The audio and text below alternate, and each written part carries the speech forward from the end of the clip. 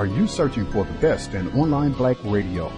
Then go to blacktalkradionetwork.com, helping you filter through the noise. Real talk, black talk.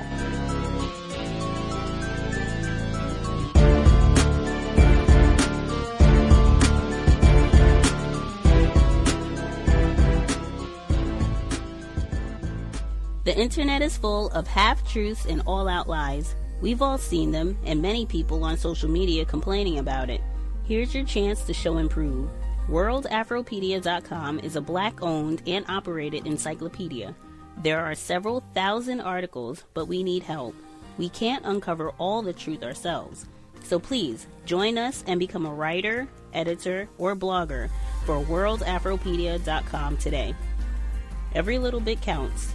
We owe it to the future generations to put the truth out there. Visit WorldAfropedia.com, the African-centered encyclopedia, a global database of African knowledge for the purpose of bringing about global African wisdom and understanding. WorldAfropedia.com. How are you going to likely live in this world is a function of things like white supremacy and patriarchy. Let me give you just an example. I had a guest speaker, a wonderful guest speaker in Austin over the past few days, culminating this weekend, and her name is Carolyn West. She's a professor of psychology at the University of Washington, Tacoma, a leading expert on domestic violence and sexual assault, especially the racialized dimensions of it. Carolyn's African American herself, and has developed a lot of important training materials over the years in her work on that. She's now studying the contemporary pornography industry, which is a relentlessly misogynistic, sexist industry, but also a relentlessly racist industry. And for 4 days, Carolyn was in town speaking at various agencies and universities about the racialized misogyny in pornography. So there's an issue about the sexual exploitation of women in which we foregrounded the racialized dimension. It opens up people's understanding of the way society works in certain ways. So, people are positioned in different places with different resources, and whatever one is trying to do in the world to make the world a better place, it seems to me that incorporating a critique of white supremacy, incorporating a critique of patriarchy, incorporating a critique of capitalism is essential if you want to actually advance anything that we could call, progressive, or just perhaps better stated, just a decent human community. Cheaply, poorly constructed films that are basically all centered around violence directed at black people. Lethal white violence directed at black people. Well, that's interesting because it dovetails exactly with the analysis of Carolyn West, the speaker I just was mentioning, who came through Central Texas to lecture about the racism in pornography. So there's a critique of pornography that we don't have time to get into, but it's interesting that the racism in pornography is not subtle. It's right out front, old style, the most grotesque racist stereotypes, not just of African Americans, but of all non-white racial groups. And again, millions of dollars every year made. Billions. Come on now, billions. And this racist misogyny, in other words, the sexual domination of women made more intense through racist ideology. It's right there on the surface. We're not talking about having to do some subtle interpretation. It's so blunt and so ugly that it's self-evident. And yet there's very little commentary about it. And Carolyn's presentation was so powerful in part because it reminds us of how often, as you're pointing out, in pop culture, and pornography is kind of on the edge of pop culture, but it's an increasingly, mainstream form of sexual entertainment for literally virtually, all men in the culture at this point, at least for young men. Why is that not discussed? Why is the violence in movies that you're talking about that's racialized not discussed? That's an interesting question that perhaps answers itself in a white supremacist society. Context of white supremacy. Gus T. Renegade in for another broadcast, hopefully to share constructive information on the system of white supremacy. Today's date, Tuesday, April 24th, 2018. So I have been told. Before we get to today's broadcast, of course, have to do a yoga story, right? Couldn't do the broadcast without. And this didn't even happen in class. However, I was wearing my "Please Respect Me Like I Am a White Person" t-shirt, which I only wear to yoga now. I was leaving class to go back to my residence, and as I was walking the mean streets of Seattle, a white male, older white male, to me he looked over 60, older white male with an ice cream cone no less, with an ice cream cone no less. He gave me the hardest, coldest stare as we were going across the street, just looking, glaring at my shirt, and all I could do was snicker. Now, that said, white people, the danger of racism, white supremacy is very serious. I did think, man, he could throw his ice cream on me. However, it's going to take quite a bit more than an older suspected racist with an ice cream cone walking the streets of Seattle to have me walking in fear. But that did happen with my shirt on yesterday. Wouldn't be springtime without ice cream cone and a suspected incident of racism. But that yoga story for the day. To today's broadcast, that was Dr. Robert Jensen that you heard the audio clip at the beginning. He was here last month. I was so confused. I was trying to explain to our guest today how I found out about her work, and I just got a little crisscrossed. I am a victim of white supremacy. We had two different guests on from the University of Texas, Austin in March, and both guests, obviously, talked about the Austin bombing situation. I just got confused as to who referenced Dr. Carolyn West. I thought it was Dr. Martin Kevorkian who referenced her work because we were talking about different films that involved sexual intercourse between white people and black people. It was not Dr. Kevorkian. It was Dr. Robert Jensen, which on one level does make sense because that's an area that he does study, research about. He's written about in terms of the pornography industry. I don't know if he talked about racism, but he has done a lot of work on the pornography industry. So it would make sense that he would be interested in that. Although I will add, that was off topic. I went back and listened to that today. He was very off topic in getting to Dr. Carolyn West, who's going to be with us today. He was very off topic in getting to that because that was not related to what I asked him about at all with regards to the Boston bombing situation that took place in March and did not get nearly enough attention, in my opinion. All of that said, all of that very important. Our guest for today, as referenced by Dr. Robert Jensen, suspected racist, amazing documentary film. I was able to check it out, seen it a few times now. The film, Let Me Tell Y'all About Black Chicks, Images of Black Women in Pornography. We here at the Cow, Gus T, I've been saying ever since I thought that this program was going to happen, one of folks' favorite areas of people activity. If we have any newer listeners who have not been with the Cows for our 9 years on the air, or, half of that time if you're more recent and you don't understand some of the comments that are made or positions that are taken on the program when we talk about sexual intercourse, especially sex between white people, non-white people, might be an important program to help you get a better understanding of everyone's favorite area of people activity, sex. Also wanted to make sure that I, since we have been here for 9 years, nearly a decade, and as I said, this is one of our listeners' favorite areas of people activity, some of the literature that you might want to lean on as we proceed through this. Some of this literature is even mentioned in the documentary. Folks that have been guests on the Cows to help get a better understanding of what we're talking about. Richard Bernstein, The East, the West, and Sex, one of my favorite quotes all time in the history of the Cows. The quote, it's actually one of the chapters of his book, The Whole World as the white man's brothel. He was here in 2009. Next, Pam, one of our favorites, The Interracial Con Game. Really important book. I think she would absolutely love to hear the program today. I'm going to make sure I send it to her.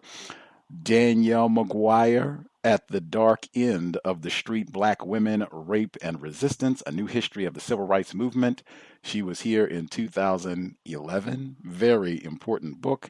And I think I'm going to have to rearrange my top 10 to include the late Vincent Woodard's The Delectable Negro, Homoeroticism, and Human Consumption in U.S. Slave Culture. I think all four of those books would add a lot to what we're talking about today. And as I said, At the Dark End of the Street, that's referenced specifically in the documentary that we're going to talk about. So excited to have her as a guest on the program. She's right here in my part of the world, the Washington State area.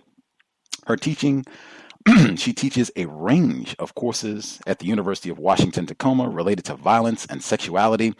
She also investigates the long-term consequences of intimate partner violence and sexual assault, as well as the hypersexualization of young women in the media.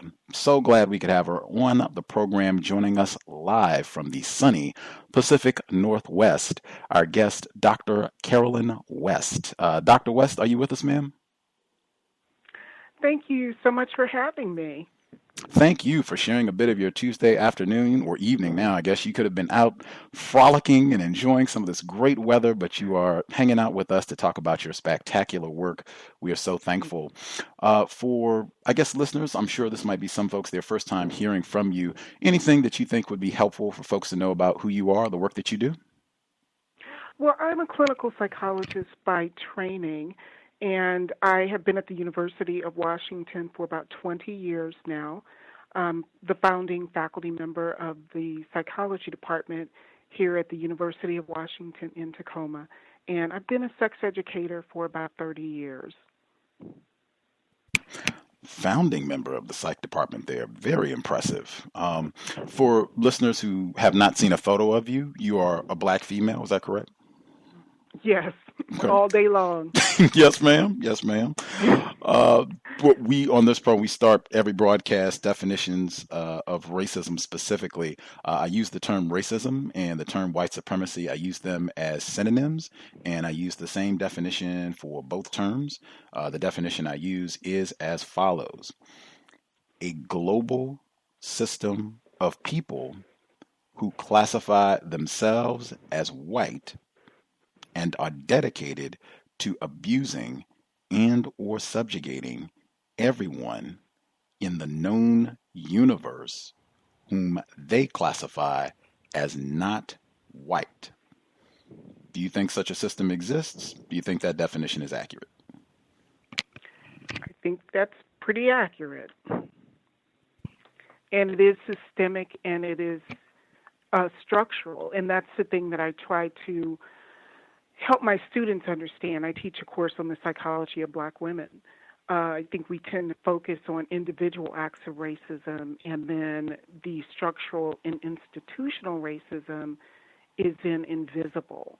And that is damaging in far more adverse ways than people realize. Absolutely. You said you teach a course, what was it, on the psychology of black women? The Psychology of Black Women. I developed that course when I was in graduate school many years ago. I won't say how many. But yeah, and I've been teaching it off and on for about 30 years. So that's one of my more popular courses, as well as a course on sexual violence that I teach. Wow. I would certainly think the sexual violence course would be popular. I guess for our listeners who might not get a chance to take such a great course, kind of what does some of that course entail, and maybe even what's some of the reading material that we can, do some personal reading? We read a lot of bell hooks. We read a lot of Patricia Hill Collins, Melissa Harris Perry. I'm pretty fond of her work. And it is from a black feminist perspective. So we talk about history. We talk about mental health, physical health, the criminal legal system.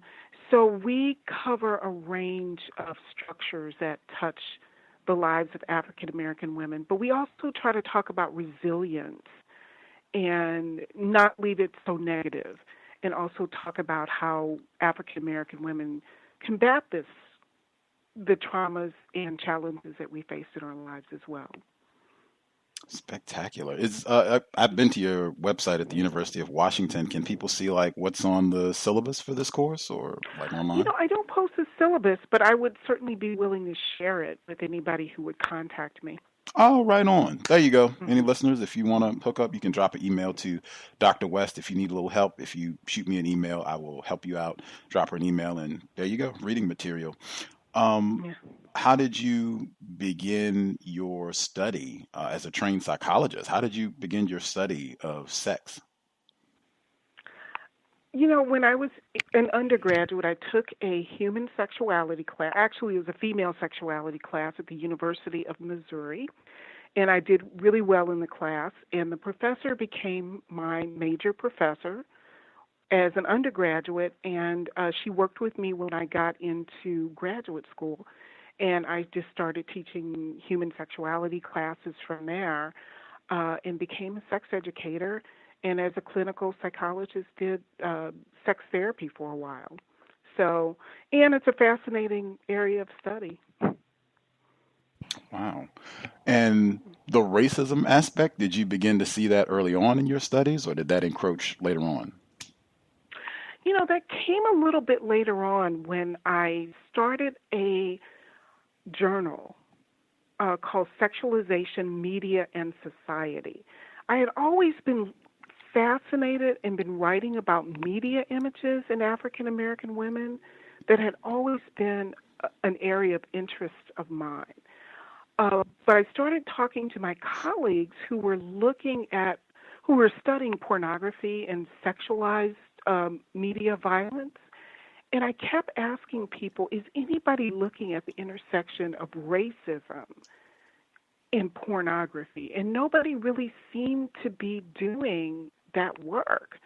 And so I started to really look at the images in a more critical way.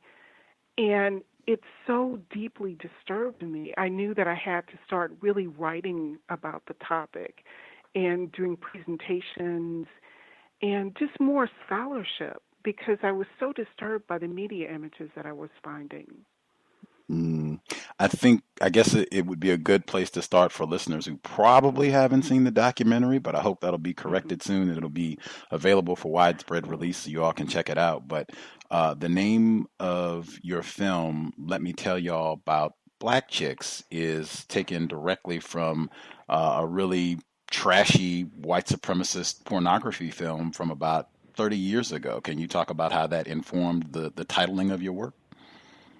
Absolutely. The porn video, Let Me Tell You About Black Chicks, and you can still find that on the internet in its entirety. It's still out there and very easy to find, but this video came about in 1985 or so, right when the VCR became popular and you didn't have to go to adult theaters to see porn. So technology, that's pornography, will always take advantage of whatever new technology is available. And so this was released on the home video market in 1985 by, they were two brothers, the Dark, Gregory and Walter Dark were their names. And they went on to produce big videos for popular music artists after this video was produced. But they said they wanted to be as politically as incorrect as possible.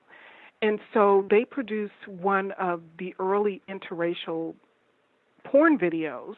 It was called Let Me Tell You About Black Chicks, and it got so much negative attention because there was a scene in that video where two men, white men dressed as Ku Klux Klan members, were having oral, anal, and vaginal sex with one black woman and proceeding to use all these racial slurs. So the title of my documentary actually came from that particular porn video, which was subsequently taken off the home market because of that that racist depiction. But as I said, with the internet, you can still get access to it. And so after I watched that clip, I could not stop asking myself, what does it do to your humanity, your sense of masculinity, how you see African American women if your early sexual experiences are masturbating and watching these kinds of images? I couldn't get that question out of my mind. So that sort of set me on the stage to doing this research. Context of white supremacy. Again, our guest, Dr. Carolyn West. Can I pause for our listeners' Welsing moment? I think the creators of this documentary film, the Dark Brothers. I'm sure Dr. Yes. Welsing would get a big smile out of that. I guess since I've mentioned her name, and you are a trained psychologist, are you familiar with Dr. Frances Cress Welsing? Yes. Oh, okay. What do you think of her work, her theory on white genetic annihilation? I think it's fascinating. I think we really need to be having conversations about what structural and institutional racism and trauma and how that shaped the psychology of African Americans. I don't think we have enough conversations about that within the field of psychology. So I find it really interesting. She was a guest on this program many times before her passing in 2016, and one of the things that she was fond of saying as a clinical and child psychiatrist was, tell me what you do with your genitals, and I'll tell you what you think of yourself. What do you think of that statement? What I appreciate about the work is we need to always put it in historical context. I think people think what you do with your genitals is an individual decision, and what happens to other people's genitals is an individual choice or decision that's divorced from the social structure and history. So, as I always say, history would become all that men did during the day, but nothing of what they did during the night. So I think history matters a lot. Absolutely. That walked right into my next question. I think you do such an extraordinary job. I have a real appreciation for people who provide historical context so that we can understand things did not just happen to end up this way on April 24th, 2018, that there was a lot of deliberate effort to get things to be the way that they are and how you have these things develop. And the same thing with racism, white supremacy in the pornography industry, that it didn't just start with, let me tell you about black chicks in 1985, even though that is important historical context, that we can go significantly further back. And again, if I could name drop a book that probably is going to be in my top 10 as soon as I can sit down to rework things, the late Vincent Woodard, The Delectable Negro, Homoeroticism and Human Consumption in U.S. Slave Culture. Oh, man. That would be one historical context. I think we both have an appreciation for the late Dr. Maya Angelou. I went back because we did her book on the book club here, I Know Why the Caged Bird Sings. She has a quote that I think gets very much to historical context, and then if you can add more, her quote from I Know Why the Caged Bird Sings, she's talking about when she was a young girl and she had to work in the house with whites, which, I mean, talk about historical context. She had to work in the house with these whites, the Cullen family. So she says, she writes, Mr. Cullen had 2 daughters by a colored lady, and that I knew them very well. He added that the girls were the spitting image of their father. I was unable to remember what he looked like, although I had just left him a few hours before. But I thought of the Coleman girls. They were very light-skinned and certainly didn't look very much like their mother. No one ever mentioned Coleman. My pity for Mrs. Cullinan preceded me the next morning like the Cheshire Cat's smile. Those girls who could have been her daughters were beautiful. They didn't have to straighten their hair. Even while they were caught in the rain, their braids still hung down straight like tamed snakes. Their mouths were pouty little Cupid's bows. Mrs. Cullinan didn't know what she missed, or maybe she did. poor Mrs. Cullinan. Dr. Maya Angelou, I think, in a very tongue-in-cheek, G-rated manner, getting exactly at the historical context of a film like Let Me Tell Y'all About Black Chicks. Can you add, Dr. West? I can, because I think in a number of ways. I think a lot of what we see in pornography really comes out of the history of black women struggling to have any ownership of their sexuality. The black woman in the story that you just mentioned with Maya Angelou, she didn't have control because African American women were routinely raped not only throughout history, but also in the households when they worked as domestics. So what we're seeing, I think, in contemporary pornography just kind of reinforces this message that, black women don't have ownership of their sexuality, can't control or haven't historically been able to control what has happened to them. And you also see that hierarchy of beauty that Maya Angelou referred to in pornography, where lighter-skinned black women are seen as more beautiful, more attractive, more desirable, even though they're seen as biracial and sort of tainted in some way because they're mixed with white blood. But then darker-skinned black women are seen as even less attractive and undesirable. So all of those things converge in pornography in some really interesting, very depressing ways that I found in my research.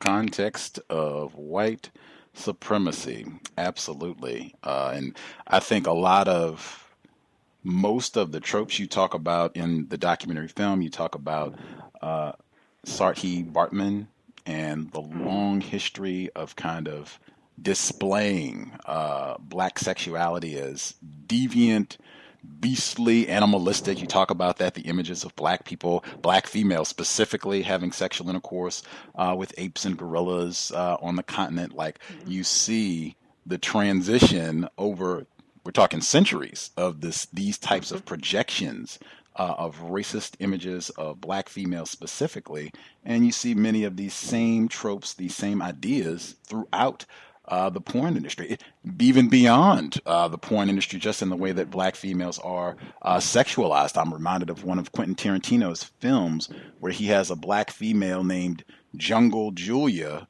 where they spend a lot of the film doing crotch shots and just right on her rear end. But I mean, that's her name, is Jungle Julia. I mean, same thing that you talked about in the film. Did you want to add to that?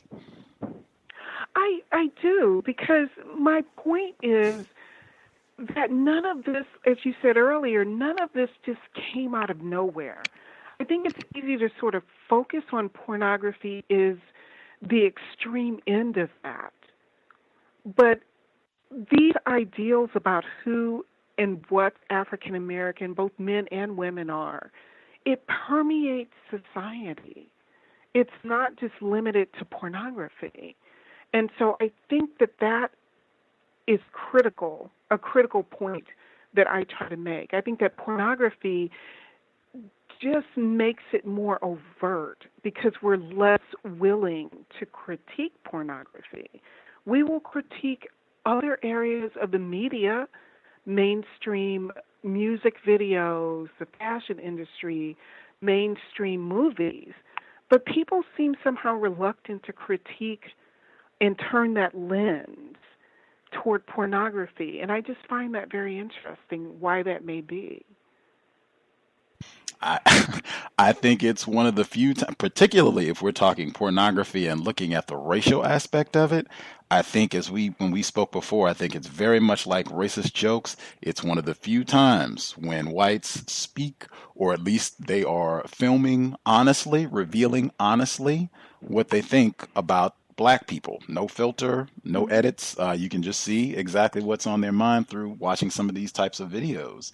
And talking about both the long-term consistency in terms of these ideas and the projection, racist white supremacist culture really being projected and articulated in these deviant sexual acts.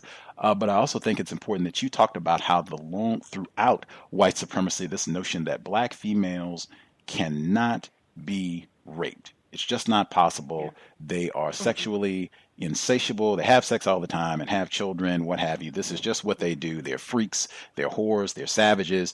So it's impossible to rape a black female. And the real world consequences for that, which we talked about in great depth with Danielle McGuire at the dark end of the street and Daniel Holtzclaw more recently, where you kind of had the same thing, no attention. Dozens of black, we don't even know how many, because they said a lot of the victims they think didn't come forward out of fear, but an enforcement official in Oklahoma City who was exclusively targeting, sexually terrorizing black females, it didn't get very much attention at all. And you had the same types of notion. We think they're lying, they're not trustworthy, they're criminals, they're savages. Who cares about them anyway? Can you talk about that consistently and how porn continues to that notion? I think it does in a very deeply disturbing way for me, because I talk in the documentary about how sex work is portrayed, how human trafficking, how assaults against victimized women, how we deal with rape. And I'm not saying pornography per se causes those things. I mean, those are huge societal problems that are very complex. But my point is that pornography tends to sanitize particularly sexual and physical violence against African American women and girls. And because pornography is so widely consumed by people all across culture, particularly in positions of authority and power, if that's the only message that you get about who African American women are, and you don't really have real interactions with real African American women and girls, then it's really sort of easy to take out of the pornified culture, not only pornography, but regular mainstream media, that this is who black women are. They're not going to get very much sympathy or support if they disclose those sexual assaults. And so my concern is that these sexualized images so permeate our society, it's almost unavoidable, and it does impact how we interact with African American women. I'm just remembering some of the other incidents that have come up more recently. If people recall, Zerlina Maxwell, she's a political activist. She's been on Democracy Now! And MSNBC, a lot of mainstream outlets. But she came out, she was given an opinion that I guess some people didn't agree with, and they got on social media and said she deserved to be raped and killed. Yeah. The same thing happened with the Naturalista Cosmetics founder. She was a guest on our program, 2011, black female, just trying to produce hair care products. She wasn't doing anything rowdy, wasn't talking nasty about anybody, really wasn't even talking about racism, just natural hair care products for black females. And she was being terrorized by racists who would just come and write all sorts of nasty comments on her page, which included, "You deserve to be raped," and they included white, they said the D word, I'll say penis, just to try to make it a little more G-rated, but that got included as a part of their commentary, which, again, I see the same thing when I look at some of the content that you talked about in your videos of sexual intercourse with white men having sexual intercourse with black females, but it is violence. It is as an expression of domination and degradation over black females. Can you speak to that aspect? I can. I think that's probably more of the most disturbing images that I found. And this is all mainstream pornography. Anybody can get access to this. And I don't want to give too much attention to specific videos because it's out there. But videos like ghetto gaggers, exploited black teens, I mean, it doesn't even clean it up. I mean, they're very clear about this is what these videos are about, is the degradation, some of the interracial videos in particular, the degradation of African American women, and some of the horrific violence that I found in those videos were just so deeply disturbing. For me as an African American woman, it made me so horrifically depressed in some ways to know that these are the images out there, and this is how there are people in this world who see me and see women like me. And when I've screened this video in Texas and around the country, I've actually had African American women sit through the screening and weep. Weep. Because many of them have had histories of sexual violence, and it's almost like a personal assault against you as an African American woman. I really call it ideological violence, because it's clear in pornography, these are the images that are out there that tell you you have no value as a human being. And that's profoundly damaging, I think, to African American men and women, and impacts relationships in some pretty horrific ways. Wow. Founder of the psychology department at the University of Washington, Tacoma, our guest, Dr. Carolyn West. I am certain we have listeners who have questions. If you would like to ask Dr. West about her documentary, what we've been discussing, the number 641-715-3640, the code 564-943. Pound. Press star 61 if you would like to participate. Or two things. First, when Dr. Jensen was speaking with us and he was talking about your glowing terms about your work, deservedly so, and he was saying that the porn industry, he said, it's, we're talking $1 million industry, and I interrupted him and I said, billion with a B, and I think that that's important because we're not talking with ghetto gaggers in these sites. We're not talking like, oh, this is a fringe element. This is just, maybe a few depraved individuals enjoy this, but this is not some sort of widespread thing where you have large numbers of whites who are consuming this sort of depraved racist content. And I would say you are totally incorrect, Dr. West. Is that accurate? Pornhub, a very popular website, gets more visitors than Netflix. Wow. So there's no question that the porn industry is huge, and it's not going to go away anytime soon. So I make the point that my job is not to police people's sexuality or morality or anything like that. My role in this is to critique these images as I would media images in any other aspect of the culture, and to ask people, where do these images come from and what is the cost of consuming them? I also make it clear that my goal is not to shame people or to shame people in the sex industry. I think sometimes people hear the work that I'm doing and think of it as a critique of people who work in this industry. I think I can be critical of sweatshops without being critical of the people who feel like they have to work in sweatshops. So I think I just try to clarify that for people so that they understand why I do the work that I do. I appreciate that. The second point that I thought was just so important when you talked about people seeing some of these images in your film, maybe for the first time, and particularly Black females seeing this and weeping, knowing that this is how people think of me.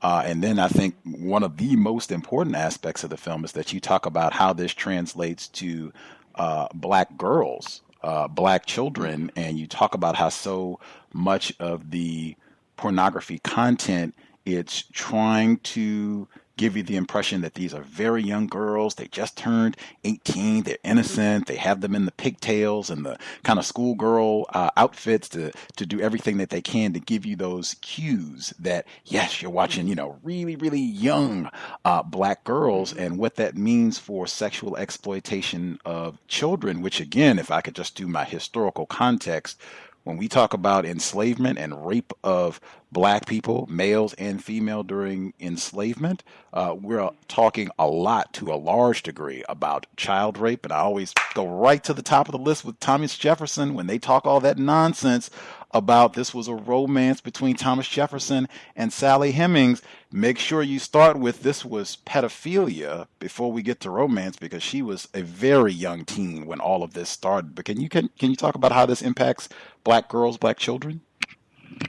I do, because my concern is I work with victims of sex trafficking, and African American girls, even though we hear on media accounts, usually when they talk about sex trafficking, we tend to mobilize around these issues when it's young white girls who are victimized, and not to minimize that by any stretch of the imagination, but the reality is that black girls, Native American girls, and girls of color are disproportionately represented among victims of domestic minor sex trafficking. And the pornography industry fuels that, and it also normalizes it, and it also sexualizes these young girls to the point where this seems quite acceptable. And then when they seek help, we've already stigmatized them and stereotyped them as not victims, so they don't get the help that they need. So I think, again, not saying that porn causes this, but it doesn't make the problem better. You also, with regards to children specifically, you also talk about how, because of all the new technology, you said that pornography, the industry, they will take advantage of all the advances and what have you. So now you can stream all of this content on your phone or mobile device or whatever you got. And you said because of the ease of accessibility, schools are not safe places for young black girls. Can you talk about that? Yeah, I mean, there's clearly, when we talk about the school to prison pipeline, we oftentimes talk about young black men, and justifiably so, but girls are being victimized in schools, and then when they resist or they fight back, then they're kicked out of the school system, and sexual violence against them in the school system is not taken very seriously. Kids are also watching pornography on their cell phones and getting easy access to that, and that is sometimes happening in academic environments. So we can't minimize the impact that pornography, the easy access to pornography, that it has on children, especially in academic environment. Wow, and you talked about that a lot in the film, that because of that easy access, you have much easier than maybe 50 years ago, that you have a lot of younger folks. That is education. That is their sex ed 101 is whatever porn content that they've looked at on their phone or on their computer or what have you, maybe even at school for the day or for the week. And even with the school content, I don't know if you're familiar, it's a young adult book. It's been on the New York Times young adult bestseller list for over a year. Angie Thomas's The Hate U Give. She's a black female. Are you familiar with that book? I have not read it. I've heard of it. Okay. It's marketed or promoted. They're making a film out of it. It came out last year. They're marketing it as kind of the Black Lives Matter book. It centers around a black male who's shot and killed by the police, and his best friend is a black female. She's witness to this, and so dealing with that, and her going to a predominantly white school, and how she, as the code switch, as they say, between these two environments and deals with the shooting. We will finish it this coming Friday on our book club. As we have been reading it, I've been saying that, to me, the main part of the story is not this police shooting, but the main part of the story is the interracial relationship between the main character, who's a black female, and this white male that she goes to school with. And I've been saying that this is softcore porn. This is just like two quick lines that this is a scene that's maybe a few chapters after the police have killed this black female's male friend. But the book, it says, fooling around isn't new for us, Chris and Star, white male, black female. Chris slipped his hand in my shorts. I didn't think anything of it. Then he got me going, and I really wasn't thinking at all. For real, my thought process went out the door, and right as I was at that moment, he stopped, reached into his pocket, and pulled out a condom. He raised his eyebrows at me, silently asking for an invitation to go all the way. Now, again, this is on the New York Times Young Adult Bestseller list, has been there for over a year, spent 36 weeks as the #1 bestseller. But in my opinion, a lot of this plays into a lot of the same tropes that we've been discussing. Do you have any thoughts, even though I know you haven't read the book in its entirety or what have you? I think that this is so complicated. And I think that what this means to me, several things sort of jump out as you talk about this. I think that young black women need to have our own Me Too movement where we talk about sexual coercion and sexual violence regardless of who the perpetrators are. We need to be having those conversations about sexual violence in our community and widely. And the other point that sort of jumps out to me as well, just from that passage, is that we need to be doing a better job with sex education in our community so that young people have medically accurate sex education so that they can make the best decisions for themselves and for their bodies and their future. And that's true for both young men and women. So not having read the book, can't really comment on that, but I guess my point is that that's when kids experiment, when they don't have places where they can talk about those issues in a safe, supportive environment. Hmm. What's your thought on, there's been such a tremendous amount of racist comment that there's something sexually dangerous and deviant about black people. Harriet Washington in Medical Apartheid, she talks about notoriously syphilis-soaked race. That was the big thing at the beginning of the 20th century, and then later on, and even now to some degree, AIDS, and saying same thing, black people are so insatiable and reckless that, they just have sex and spread AIDS everywhere. How do you balance that with the extraordinary popularity of all of these interracial racist pornography videos? How do you, it seems just so massively incongruent. Right, and I think it's almost like a bit of history. It's almost like they try to take a kernel of truth out of it and then twist it in some kind of bizarre way. So the fact isn't that black women were sexually insatiable. They were just getting raped throughout history and couldn't control their sexuality. So then stereotypes came out of that said, well, this is who African American people are.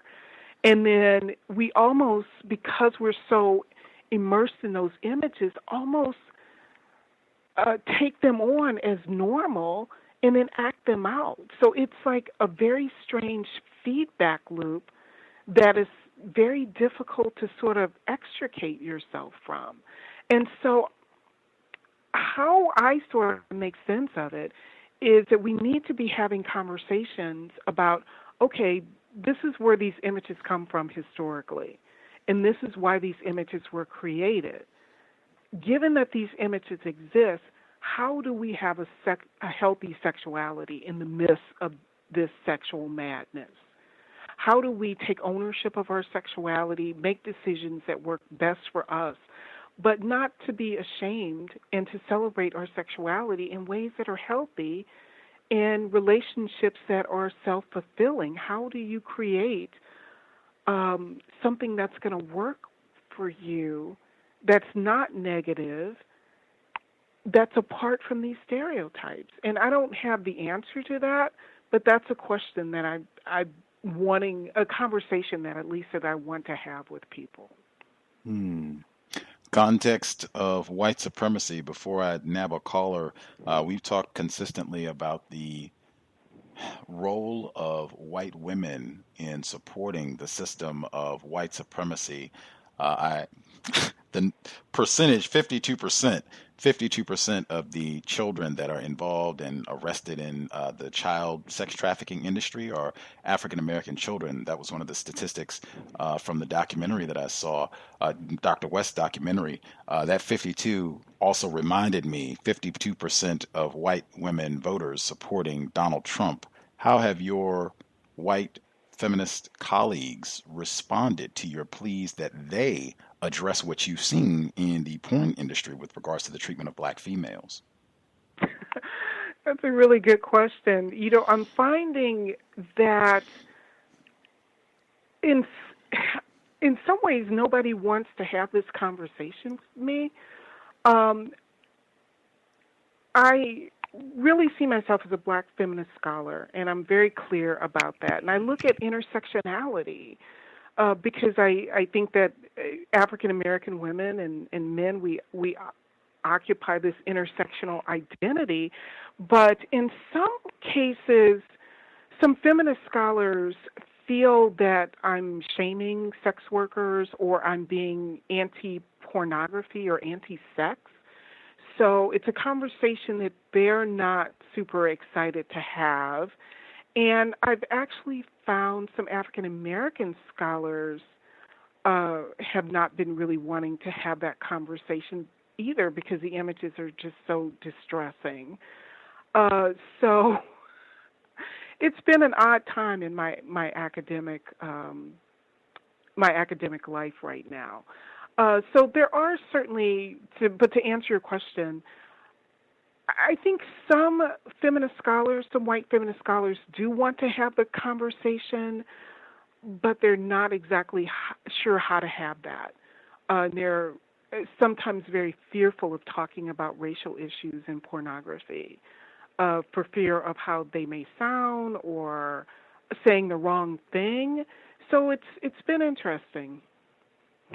Wow, that sounds so familiar. I remember some of those same excuses when we were asking folks why there was no attention for Daniel Holtzclaw, now a convicted serial rapist, why there was no attention and why weren't white feminists speaking up and being vocal, talking about this issue. And we heard, some similar excuses. Yeah, with our folks who dialed in with a question. Let's see, person who dialed in last four digits 5136. Did you have a question for Dr. West? You should be with us.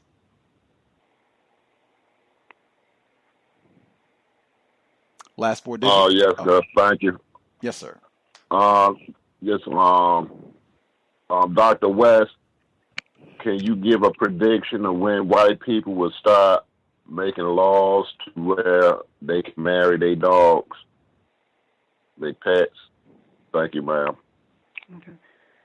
I don't think that's going to happen anytime soon. I teach a course on sexual deviance. I'm not seeing any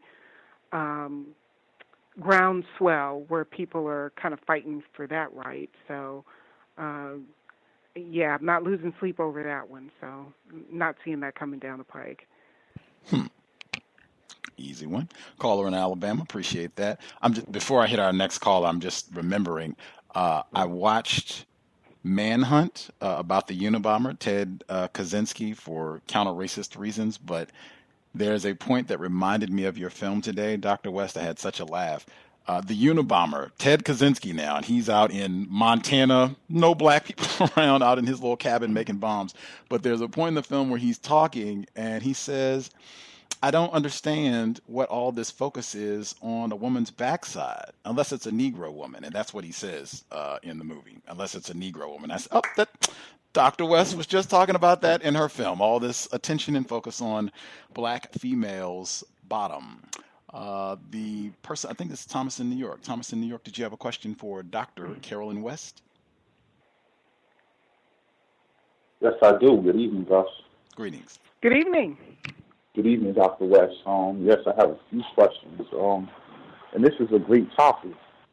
I wanted to know, what do you think is the psychology of white men who watch Ghetto Gathers and The videos where they all have on Confederate flag shirts and it's 10 guys vaping or having sex with a young black girl, at least someone who looks young, is presented as young.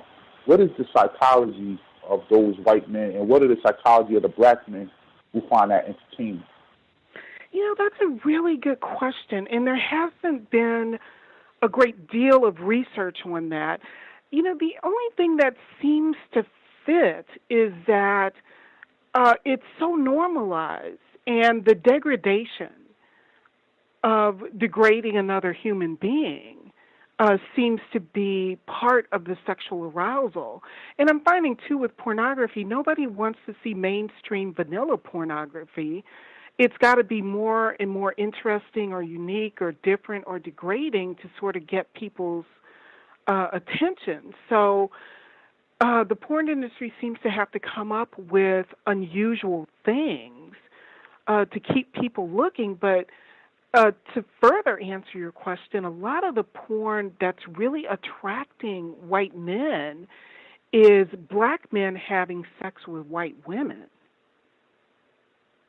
And so black men are often, in interracial porn of that nature, black men are often depicted as thugs and criminals and rapists and sort of violating white women. And that's a market that seems to really appeal to white men. So I guess the notion is that if you really want to degrade women, the way to see that happen also is by having her have sex. A white woman having sex with a black man is the ultimate degradation.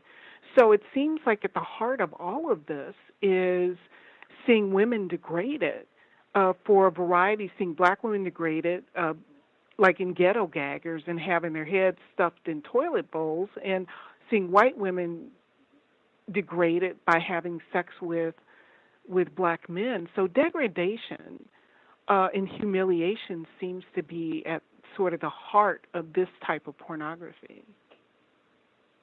Yeah, I totally agree. I noticed, I think I based the psychology of white men who watch we ghetto got a gaggers. whole lot of really excited people for favorite topics, so we got to do just questions. Just questions. Oh, okay.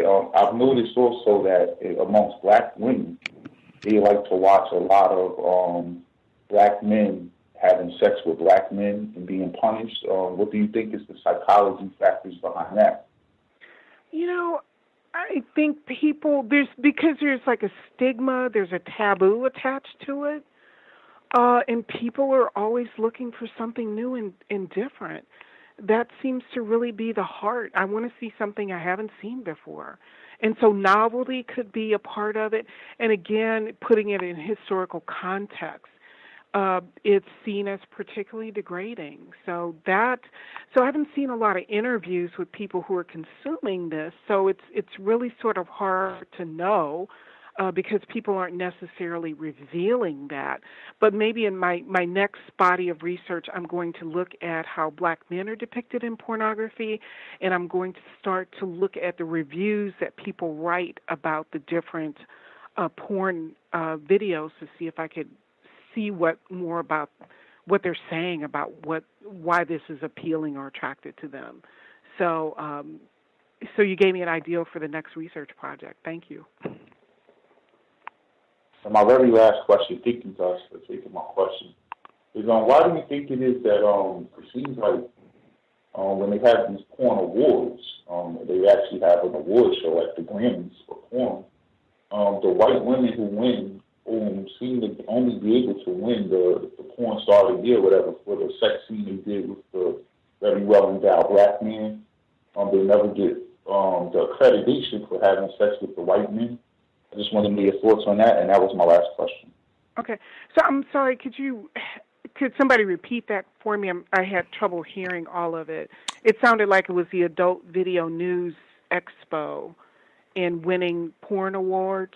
Right. He was saying why he's seen that the white women who win these porn awards, that they win for a sex scene that they had with a black male, and it seems like you can't win or be validated for a sex scene with a white man. And why do you think that is? That's a good question. I've spent some time doing this research, going to Vegas and going to the Adult Video Expo so that I can learn a little bit more about the porn industry. Now, as I understand it, though, I mean, interracial porn is just kind of a niche market. So the biggest part of the industry is oftentimes white performers. So, I can't really speak to that because I haven't really done research on it. But there is a body of research, though, that suggests that there is sort of a stigma with white women having sex with black male performers, and they will charge 2 to 3 to 4 times as much to do interracial scenes because that's seen as somehow degrading, and your status kind of is reduced if you're a white woman having sex with black performers. So I can't say about the awards, though. I just don't have any background or haven't seen any research on that. The caller with the last 4 digits, 8027. 8027. Did you have a question for Dr. West? You should be with us. Hello. How you doing, Gus? How you doing, Dr. West? Good, thank you. I have 2 questions. Mm-hmm. One is, what has been some legislation or some sort of benefit that has been passed because of the action taken by quote-unquote a black feminist or womanist? And I'll leave room for you to answer that. I'm sorry. In terms of legislation? Yes. I think we can't speak to legislation, but off the top of my head, I really like what Kimberly Crenshaw has been doing around Say Her Name and sort of lifting up black women who've been killed by police officers. So I think there are black feminists. Melissa Harris Perry, I really like her research as well. And I like that there are people out there certainly talking about intersectionality and how violence and other social problems are somewhat different for African American women, and making sure that they are not invisible. So I do think that black feminists have a role in what we're doing, even though in some cases black feminism is sort of stigmatized. I think oftentimes we think about a feminist lens, we think about white feminists, and we forget that black women have always talked about intersectionality and not only the experiences of African American women, but African American men as well. Okay. For my second question, do you believe, I know you said you don't try to, I don't know what you exactly said, but basically you don't try to tell people how to make their sexual judgments. Do you believe that there is a such thing as a healthy interracial relationship? Just personally. Personally,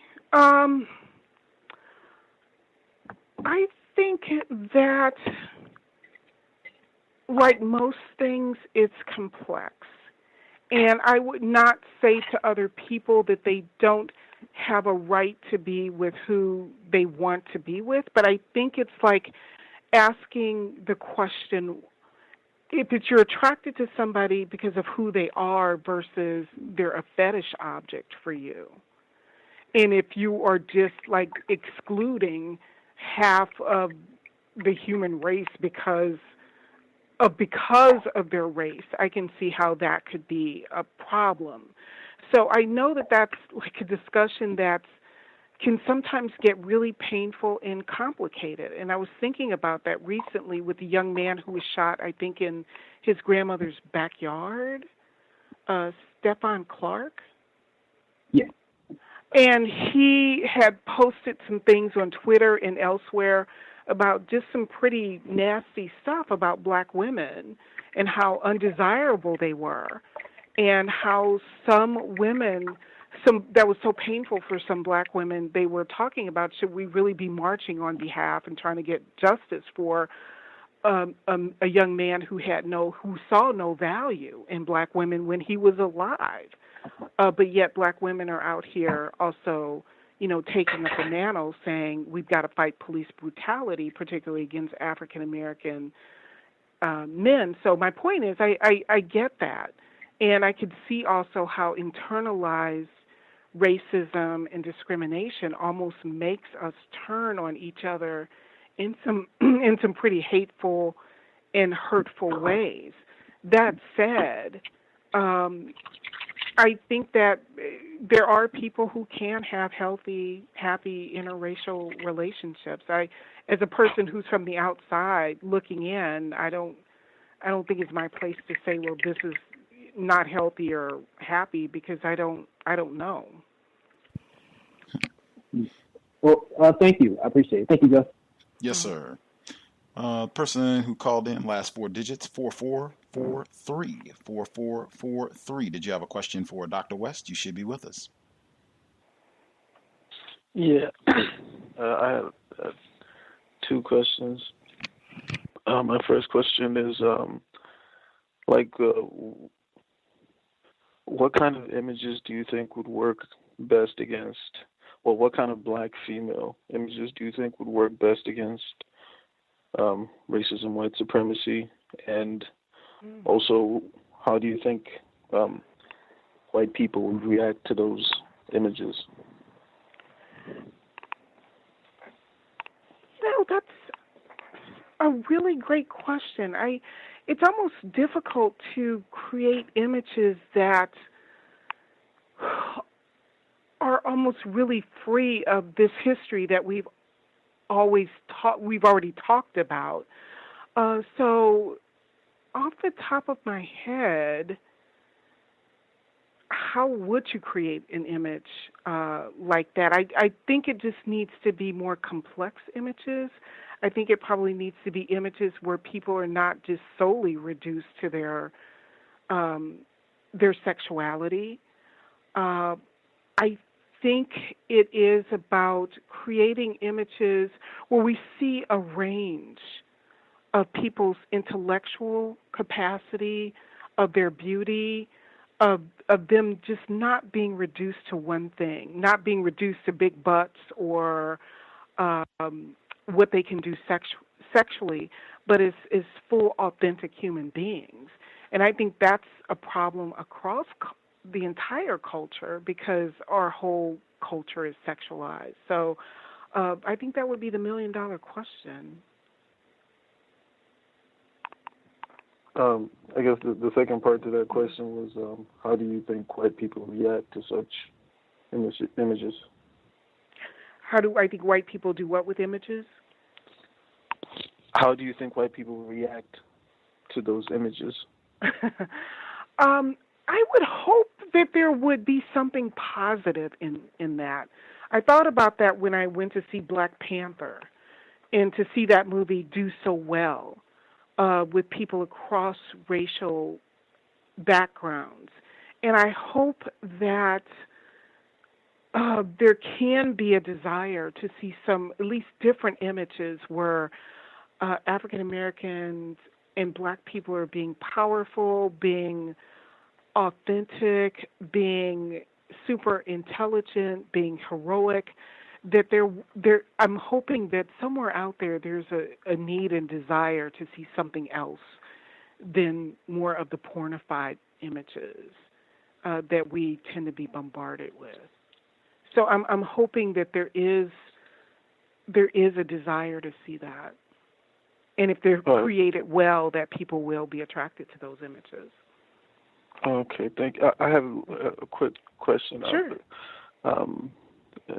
Sorry, forgive my ignorance, but what is a black feminist scholar? I see myself as a black feminist scholar just in that I look at intersectionality. I look at the multiple intersecting identities of racism. I don't think we can just limit black women's experiences to racism, but how does sexism, how does classism, how does homophobia, how do all of those multiple intersecting identities that Black women have shape the experiences that they have in society? I don't think it can just be really simply reduced to racism. I think we have to look at multiple identities that African American women have and how that shapes their experiences in this culture. So that would be it in a nutshell. Thank you. Thank you very much. Appreciate that. Person who rang us last four digits 5678. 5678. Did you have a question for Dr. West? Yes, I do. Good evening. Dr. West, you mentioned about having control over your sexuality. And so my question is, how do we have that when it's very difficult to define what normal versus abnormal sexuality is, when people are very cautious about defining anything as perverted or abnormal? So how do you gain that control, and how do you define what normal and abnormal is? Oh, that is such a good question, and that's what I've really been grappling with in my research, and I've actually had people sort of push back. I think sometimes we want to be so open and not stigmatize or shame anybody, and that's how porn, I think, gets away with what we're seeing, because the argument is, well, ghetto gaggers is just fantasy, and it's not a racist assault. And so it's almost like, well, we should accept this because, well, some people are just into having their heads shoved in the toilet bowls. And so maybe there is an element to where we do get to say, just as healthy human beings, ghetto gaggers is not a healthy situation. So I think part of it is African American in general, and particularly Black women, need to talk about the history behind these images. We need to talk about what works best for us, and we need to understand that a healthy sexuality doesn't leave you feeling objectified or demoralized. I think that there are a lot of people out there having a lot of really, really bad sex, and it's not healthy or happy for them emotionally. And I think that sometimes women feel like they have to do things that their partner is seeing in pornography or seeing in the media that leaves them not feeling good about themselves, about their bodies, about their relationships. And I think at the heart of it, if it's something that's not leaving you, if it's leaving you feeling shameful, fearful, not connected to the other person, that's usually an indication that it's not something that you should be really feeling good about. And I think of that when I see young girls taking pictures of themselves and posting sexually explicit images online because they feel like they have to do that. Or I see that with older women who are having sex with people that they really don't want to be with, partners who are maybe having multiple partners or other situations that don't leave them feeling very happy about. So I think part of it is turning the lens internally and asking what feels good to me, what feels right to me, what feels where I'm having embodied sex, where I feel present during my sexual encounters and I feel safe. When that's not happening, then that's usually not healthy. Oh, thank you. That leads me into my last question. What do you think the impact is for children? That sets people on a really difficult life path where they're drinking or they're using drugs to self-medicate or they're not being able to have healthy relationships because of that sexual trauma that goes untreated. I think it's just devastating. It's leading to high rates of eating disorders, I love the book by Roxane Gay, Hunger, where she talks about how she developed her eating disorder and weight problems that stem from a sexual assault when she was a teenager. I think it's leading to high rates of HIV and sexually transmitted diseases because people don't know how to manage their sexuality. So I think if we can, as a community, do a better job of dealing with sexual violence and getting the people help that they need, we can really do, we have to still deal with systemic racism, don't get me wrong, but if we can deal with that, we can deal with a whole host of other social problems in our community if we can deal with the sexual violence piece. And I'm sorry, I did have one last question. Sure. Do you think there is a difference between black sexuality and white sexuality? And thank you. Okay. I think that black sexuality certainly has been shaped by racism. And I don't know that it's different in any not in terms of like biologically, but I think that our sexual relationships have been made more complex because of beauty images and how we see ourselves as sexual beings and being dehumanized and not being seen as equal. I think when you internalize that, we mistreat ourselves and we mistreat other people. And that's why it keeps going back to me for, again, what does it mean to be having a healthy sexuality and tackling history and tackling pornography and tackling sexualized images and tackling what we're told about ourselves to create a healthy sexuality. So I think it's probably much more complicated in that way. But I also am reminded of all the ways that black folks have still had a deep sense of love for each other that's helped us to transcend some of that trauma. Appreciate it. Thank you. Mm-hmm. Retired firefighter in Florida. Did you have a question for Dr. Carolyn West? You should be with us. Yes, sir. Greetings to everyone and to the guests.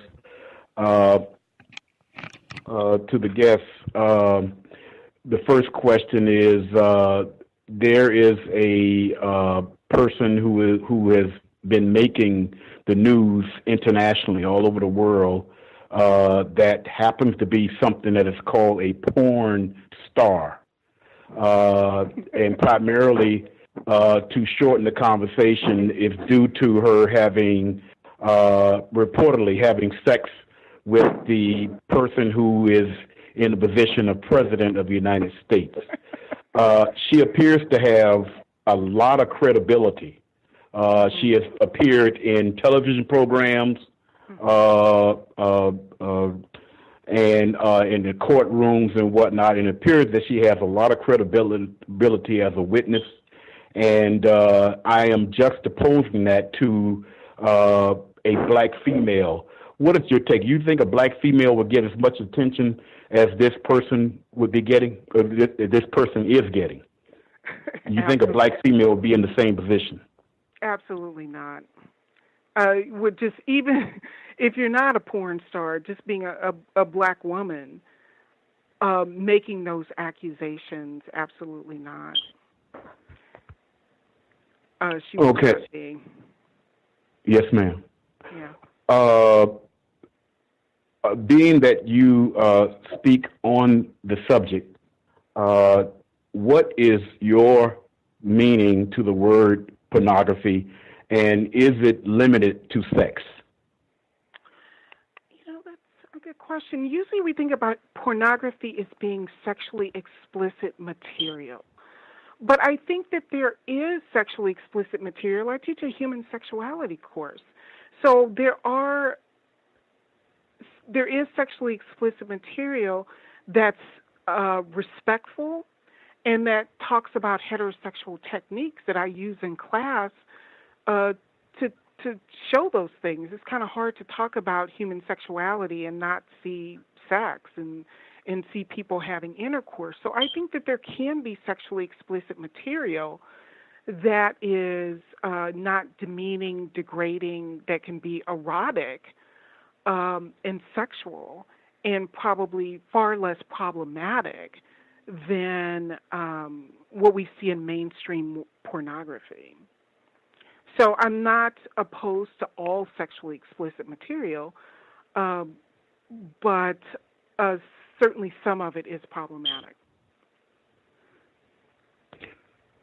Do you think sexual intercourse between white people and non-white people has and or will be a solution to eliminating the system of racism and white supremacy? No, I think I think that is systemic. I think it's structural. I think it permeates all of our entire society. So systemic problems require systemic solutions. And I don't see how that could, people of different racial groups having sex could dismantle systemic racism. Do you see where it can be harmful to solving the problem? Not necessarily harmful. I can see certainly some of those dynamics getting acted out in relationships. I can see some of those dynamics getting acted out in pornography. There is a genre of pornography called race play, where people of different ethnic groups, there's a young woman just wrote a book about it recently, and her argument is that race play can be positive, where black people perform like they're enslaved people and they enjoy being beaten and whipped by white people, and that's just another genre of sex play. I don't know if that's a stretch for me. I don't know if I necessarily agree that that could necessarily be healthy or a good situation, but I don't certainly think, though, that we can make interracial sex illegal, and that's going to fix anything either. Oh, okay. Thank you. Just remember, everybody, I use the word sex between white people and non-white people. I don't use the word myself, interracial. Mm-hmm. Thank you. Point well taken. Thank you. Appreciate that, retired firefighter. We had a listener who wrote in. He said he's enjoying the broadcast. Does your documentary have a release date, Dr. West? It does. We're trying to get it out next month. If you check my website, drcarolynwest.com, for updates, I will be releasing a trailer here shortly about the documentary. I will be releasing information about where I'm screening it locally in Tacoma and other places. And I'm now in the process of looking for a distributor to get it into classrooms. But otherwise, I'll just release it on Vimeo and have people watch it that way. So we're still kind of going back and forth with the release date. But I will be sharing things through my website about the documentary and the final release date. So I'm looking forward to sharing that with people. It's traumatic and deeply disturbing, but I think it will help us to have some conversations that we need to be having. Spectacular. I'm tweeting your website right now, drcarolynwest.com, so people can stay updated and get information. We do have COWS listeners in the Seattle area who would probably be willing to trek to Tacoma. Where are you going to be doing a screening sometime in the next month or so? We'll be doing a screening at the University of Washington here in Tacoma, downtown Tacoma. Oh, okay. Do you have a date for it? We have a date on the 16th of May around 12 noon, and I'll be posting that on my website. And we'll also be doing a screening on the 22nd of May at 6 p.m. Down here on the Tacoma campus for a Black History class. Wow. Spectacular. And I'd be happy to come to Seattle as well, and I'll be traveling around the country doing other screenings. So I'd be happy to come other places and share this documentary as well. Awesome. I'm down to take a field trip. I have friends in Tacoma, so that's not too far to travel. The person who dialed in, last four digits, 7722. Did you have a question for Dr. West? Yes, greetings to the host and to the guest. I first want to say thank you for your work, Dr. West, because it seems like you probably have to see some very unsettling things to get the research that you did. So thank you very much. My questions, I had two questions. My first question was, what is the role of pornography given the use by people who practice racism? What would be the role of pornography be in a healthy sexual relationship? You know, there are some sex therapists who argue, certainly, that pornography can be used in healthier sexual relationships to give people an ideal about sexual techniques or for sexual arousal. But I think it's like anything else. I think asking yourself or people who are using it what the purpose is. I don't know that watching people who get paid to pretend like they're having fun having sex is a way to really learn about your sexuality, because it's a performance, not real embodied sexuality. But I have talked to couples and I have talked to individuals who say that works well for them. I've also talked to individuals where one person had a really bad porn addiction and it wasn't so great for them. So that said, I would say that if people wanted to sort of explore that, I would look for videos that are more about sexual techniques where the couple actually talks to each other rather than mainstream pornography. Thank you. My second question was, in its current form, because I believe that there have been what we would describe as pornography in other parts or other cultures, but in its current form, would it be safe to assume that what we call pornography is of European/white origin? You know, throughout history and culture, there have always been like sexually explicit images.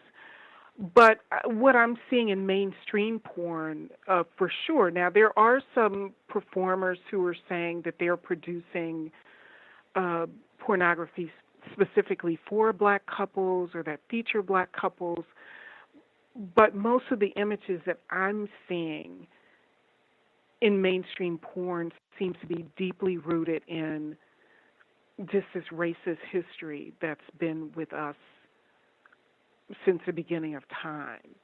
And so that's more of the mainstream porn. So I'm not saying that there aren't other genres out there that try to push back on that and to try to create alternative images of African Americans, but most of the mainstream stuff really kind of does come out of that history that we've talked about.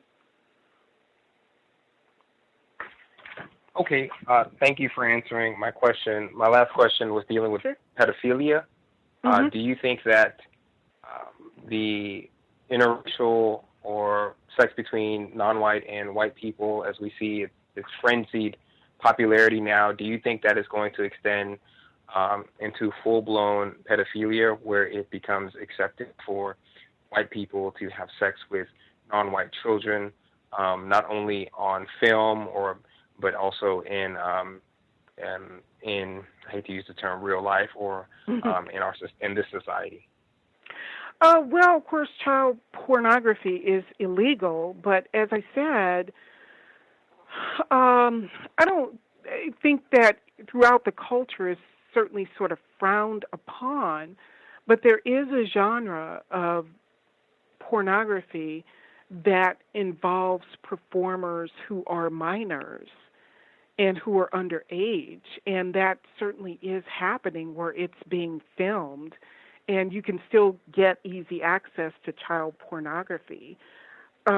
So my concern, though, is it does with a barely legal type pornography, even though those are adults, and some of the child pornography, there is always the concern that it could fuel that.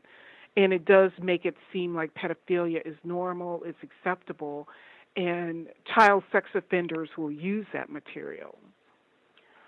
So it's kind of unclear if porn creates that or if people who have those proclivities are attracted to porn. So it's sort of a chicken and egg thing, but it's certainly a problem with minors and people who are younger. So that's across racial groups, or the concern about that transcends race. But kids of color are just more vulnerable because almost nobody really cares about what happens to them. So pedophiles are going to go after, and child abusers are going to go after the children who can be victimized with fewer consequences. Have you now or have you ever been in a sexual relationship with a white person? Well, I wanted to sort of talk about my research. My husband is African American. Okay, thank you. That was my final question. Thank you, Sure. host and guest. Context of white supremacy, I think we might have nabbed all of the callers. If I missed your hand, you have been lollygagging, you should go ahead and get your hand up right now. 641-715-3640, code 564-943#. Press star 61 if you have a question for Dr. West. I know I did have a few more myself as folks make sure they are satisfied. For one, what are your thoughts? I don't know if people know this or not. There's a whole genre of pornography that is like Black Lives Matter porn, not in a work against racism way, but in a let's make fun of police terrorizing black people, and then we'll add the sex aspect in on top of it. So they'll have like a white enforcement official, and there'll be some sort of police chase, and it'll end with, you know, some sort of sexual scene. What are just your thoughts on even that being a now very popular genre of pornography? It just horrifying, but that's what porn does. It will take whatever is going on in popular culture and sexualize it. There's a new one out, and I have intentionally not watched it because I have enough trauma in my life, but it makes fun of the Eric Garner case. Wow. Where the man was being choked and was like, I can't breathe, I can't breathe. And when Don Imus said nappy-headed hose, immediately porn produced a video called Nappy-Headed Hose. And so they will take whatever's going on, and they'll take mainstream movies. I'm sure there'll be a spoof, a X-rated spoof of Black Panther if it hasn't happened already. So whatever's going on. But, yeah, there is a genre of porn that makes fun of Black Lives Matter. I think the movie's called Black Wives Matter. And so you'll see that throughout pornography. Not really. But again, I think that's what porn does. It takes things that are traumatizing or historical traumas for black people, and it sexualizes it. So it's easy to not take it seriously or even make fun of it, because then all of a sudden it doesn't matter when you add sex to the mix. Something about the popular, like what you were saying before about, about the popularity of particularly black males having sexual intercourse with white women, that being such a hugely popular genre or subset of pornography. To me, it suggests, not like what you were saying earlier, is totally logical and makes sense in terms of degrading white women, and what could be more degrading than, you know, having sex with a black male. But to me, it also suggests some form of sexual arousal. And I mean, we've talked about this on the program before. And There was a report in Miami. I remember we talked about this with Dr. Curry last summer. There were police officers, and they got fired. They were sending text messages. These were white officers in Florida. And the text message, I'm paraphrasing, but basically this white officer said, I was sleeping and I dreamed that we were out. Black people, they said niggers. They stole a car. We tracked them down and we executed them on the spot. We blew the niggers' brains out. I dreamt this. I woke up and I had a wet dream. Now, we talked about that on the program. I asked Dr. Welsing about this. I asked Dr. Curry about this. What does this suggest? And we were saying, to me, this suggests some sort of sexual pleasure being derived from the act of practicing racism. And that's the same thing that I see with the popularity in all of these videos, even the cuckold videos, which is, I mean, some of these where you've got like a white husband and he brings in a black male to watch him have sex with his wife. So he's kind of being, I mean, all of that to me suggests you are enjoying some aspect of this racism, and that is even furthering your sexual enjoyment, the racial aspect. Does that make sense? It does make sense. It made me think about the book Chokehold. I think the brother's name is Paul Butler. He's an attorney who's oftentimes on TV. He wrote a book called Chokehold, and he talked about how oftentimes black men are stopped by the police and or groped and touched inappropriately, almost as in a sexual manner. I mean, when you think about the history of lynchings in this country, black women were lynched as well, but black men were lynched, and oftentimes their penises were cut off, almost implying that there was a sexual component to these violent crimes against black bodies. So pornography is just merely an extension of what we've seen historically and in current contemporary culture, I think. It's really sexualized violence. Sexualized, racist, white supremacist violence, absolutely. And all those things converge. Absolutely. And remind what you just said, the lynching, the castration rather, as a sexual act of racism, reminded me again, the late Vincent Woodard, The Delectable Negro, Homoeroticism and Human Consumption in U.S. Slave Culture. He talks about that and going all the way back to plantation days. Something we talked about before on this program, but not too much.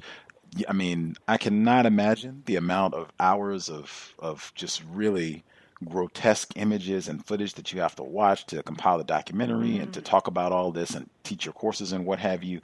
How do you detox from viewing all of this filth? Because I mean, I remember they were talking about people that do like child pornography work for enforcement agencies. They were saying for some of them, they can't do that for a long period of time because it does have an effect looking at all of that stuff. If you have to keep looking at it and looking at it, you can only do that for a certain period of time. So how do you detox from looking at all this? Some days are harder than others. It really is. I do a lot of meditation and yoga. I try to work out as much as possible. I have a wonderful partner, and he's amazing, who's a psychologist. And we just kind of talk about the trauma and what this all means. But I think what really keeps me going is I know that it's having an impact on the community. And I really want to use the documentary, as traumatic as it is, as a source of healing and a place where people can at least start to have conversations around sexual violence, around racism, around all this trauma that we experience in our lives and in the larger culture, and to start unpacking all of this. So working toward a larger good is what sort of motivates me to keep doing the work. Wow. Dr. Carolyn West, University of Washington. Imagine that, yoga being mentioned again. Wowee. Do you go to the studio or do you practice in your residence? I try to go to the studio as often as I can, but meditation has really made a huge difference in my life, just trying to be centered.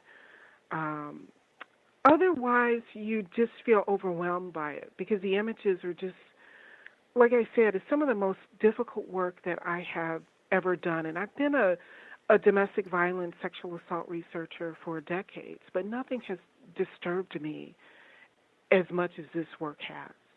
And so knowing that this is touching people's lives in real ways, in devastating ways, is just what kind of keeps me motivated to keep doing it, but also trying to be as healthy as possible so that I can keep doing the work. Underline, highlight that, to be as healthy as possible so that you can continue doing the work. Very, very, very important for Black people. The caller at 5771. Did you have a question for Dr. West? Yes. Can I be heard? Yes, sir. Yes. Okay. Greetings to Dr. West and Gus. My apologies, I came in late, but I wanted to know if there was a film that was circulated about 2 years ago called Something Strange About the Johnsons. Has that been discussed yet? And I want to know if you know anything about it, Dr. West. No, I haven't heard of that. Okay, so there was a film about 2 years ago that was circulating around the social media. It was a short film about 10 minutes long, I guess. And it was generally about a Black family where a son was basically raping his father. That's the kind of the gist of it. And it was just a weird movie. But the thing was that a lot of people were kind of like saying, hey, this is a great film. Come to find out it was produced by a white man. And it was basically pathologizing Black sexual rape within a family. So it was weird and it was very racist, but I just wanted to see if you had knew about it and wanted to get your opinion on it. No, I hadn't, but I certainly will take a look at it. Okay, that was all I had. Yeah, I certainly will take a look at it. I had not heard about that, but it looks like it's easy enough to find it online. So yeah, I will take a look. I remember that because I'm fascinated about media images anyway. So I'd be curious to see what they did with that. I remember that one from a few years back. It's the grotesqueness abounds. Just the timing of your visit with us at this moment, Dr. West. So the Bill Cosby trial, I think, wrapped up today. I think they gave final arguments. That was today. Okay. Scandal ended on Thursday, unless I've been misinformed, and maybe that doesn't have anything to do with our conversation. Maybe it does.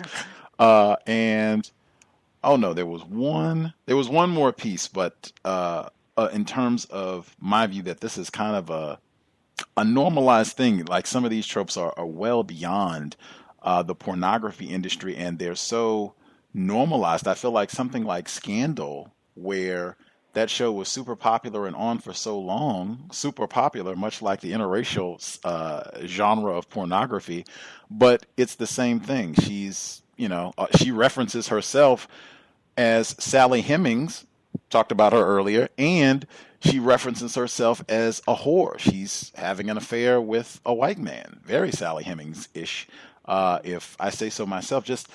In my opinion, it's leaking beyond pornography, and I think most people, if you said that to them, that this is a part of the same legacy of Sarah Bartman, the porn industry that we talked about today, ghetto gaggers, if you said that, I think most people would be like, what are you talking about? This is great. This is empowering. Kerry Washington is doing black girl magic. But in my view, it's a lot more in common with ghetto gaggers than we might think. What do you think, Dr. West? I think that's really fascinating, and I have conversations with my students about that all the time. If you go to my website, one of my more recent articles is entitled Mammy, Jezebel, Sapphire, and the Bad Girls of Reality Television, where I try to unpack the history of this in current reality. And so I've seen both sides of this. I've seen the side where people do take offense by the images because it does harken back to sort of like a Sally Hemings.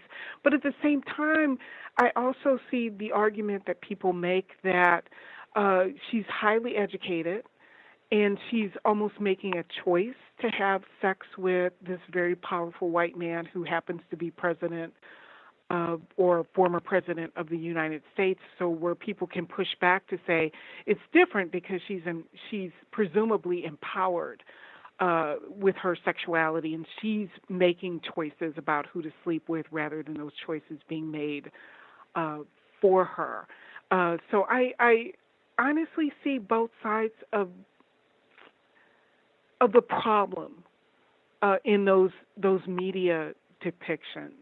And so the only thing I can hope for is more images like Hidden Figures or other figures that offer more complexity for black women. So I don't think that there's this, but I try to sort of be open to both sides of the argument, and I see where both sides of the argument there's problems with the images.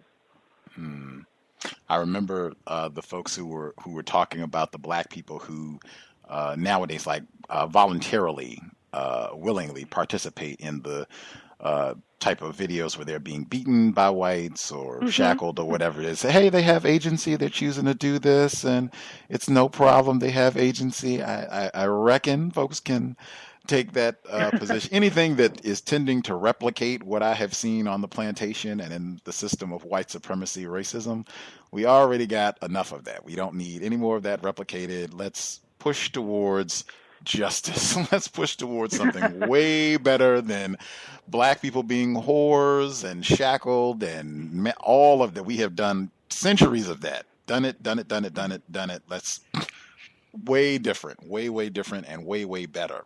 Unless, were you going to say something? Yeah, I totally get that, and I also understand maybe why people do that because it's financially lucrative as well. So having other options for people, and I think that's where the structural racism part comes into play, because oftentimes in pornography, the black performers aren't told what the title of the video will be before they do it. They'll do the filming, and then they aren't told until afterwards, because if you know the title is going to be, Ratchet Hose, then you would probably walk away and say no. And then you've done it because you needed the money, and then that's what the title is. So also talking about those structural factors, or the fact that there have just been such limited characters for African Americans in film that it may, I guess I can kind of understand why people think, well, I should do this. That extremely important as well. I think Ghetto Gaggers and a lot of these other sites, I think lots of traffic, making lots of revenue, lots of money. Billion, not million. Lots of money to be made on racist and degrading images of black people. In my view, it seems like it's a lot more difficult to do the opposite. I think we nabbed all the callers. I don't see hands, so I assume everybody is satisfied with their questions that they wanted to get in. I've tweeted the website so you can check it out. It is her name, Dr. Carolyn West. .com, so you can get information. You can see latest articles that she's written. You can get information about the documentary, when they're going to have screenings. If you are in the Tacoma, Seattle area, definitely check it out. I'm going to see if I can make time to go next month and check out one of the screenings. If you live around here, you should try to do so as well. Anything else you want to make sure you share with us or promote before we let you enjoy the rest of your evening?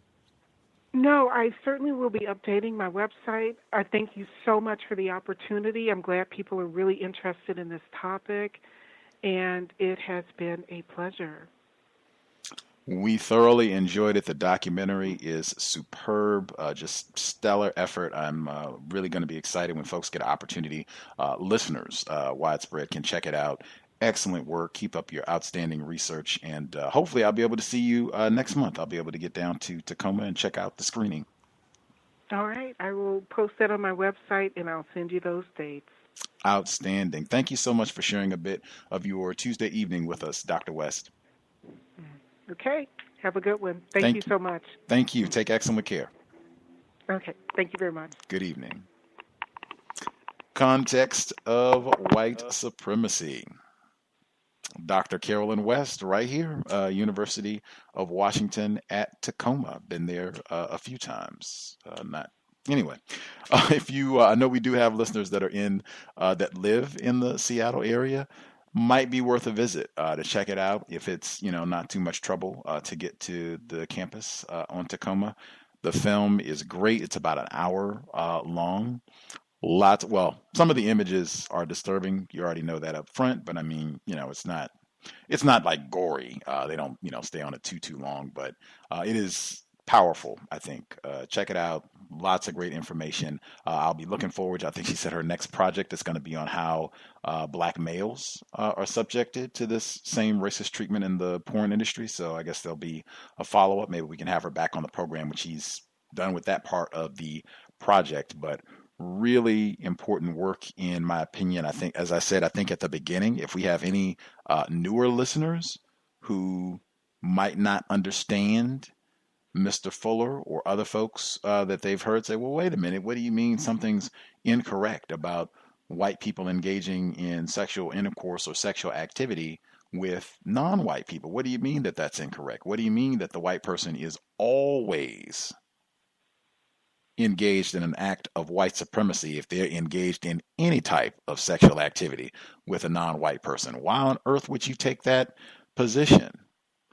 Hopefully, this broadcast will help folks get a better understanding of the logic behind that. That's not a position that's based on emotion or just dislike, or we're going to be irrational about things. No, that's just making a calm, logical assessment about what are the correct behaviors non-white people, black people should be engaged in and should not be engaged in if there is a system of racism, white supremacy. And again, this is another one that comes back to that critical question: what does it mean to be classified as white?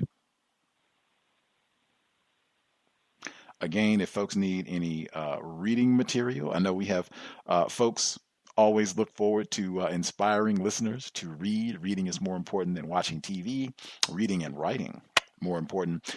So if you need reading material, and this is a subject that you enjoy talking about, thinking about, researching, again, some of the books that are related and authors that have been guests on the program: Richard Bernstein, Suspected Race, or really you can remove the suspected because he's married to a non-white female. The East, the West, and Sex. Again, chapter title: The Whole World as the White Man's Brothel. He was on the program in 2009. Pam, the legend, racismws.com. Miss her terribly. Hope she is doing well. I'm going to continue to check in on her. I'll update when I've been able to speak with her. But the interracial con game. She's been on the program so many times to talk about that book. Super important. Lots of the logic in terms of why whites should not be engaged in sexual activity with non-white people, and why that is an act of racism. Lots of logic explained in that text. Danielle McGuire, Suspected Racist, At the Dark End of the Street, Black Women, Rape and Resistance, A New History of the Civil Rights Movement. Dr. Welsing also said she thought that was an important book to read. And again, I think it's going to the top 10. The late Vincent Woodard's The Delectable Negro, Homoeroticism and Human Consumption in U.S. Slave culture. We did that book on the book club. That's one you can just go back and listen to the book club. We have the audio in the archives beginning of 2017, or you can get the book and read along and use the book club as kind of a study guide as you proceed. But definitely worth the read, and I think will help a lot. Also, Renethia Tate, Pieces of a Puzzle. Really, really important book. She's been a guest on the program repeatedly. Pam is a big fan of her work. Excellent material that will, again, help give logic as to what is incorrect about Chris and Star's relationship, The Hate You Give. That's it. Any of the folks who dialed in, if you have any comments that you want to get in about Dr. West, her presentation. I'm sure I am the only person here who saw the documentary, so that's you all will just have to base your commentary or what have you off of what you heard during the dialogue this evening. But any of the listeners have comments they wanted to get in before we wrap things up?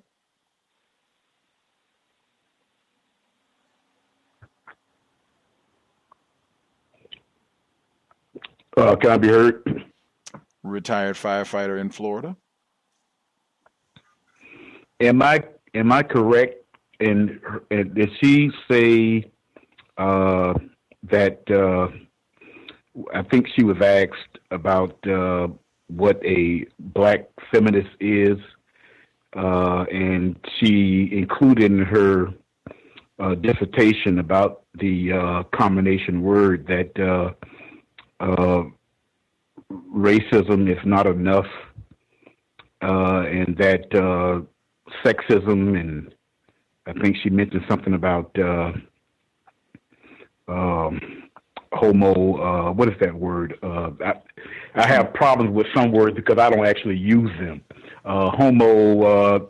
I think it means fear of homosexuals. Homophobia? Was that? Yeah.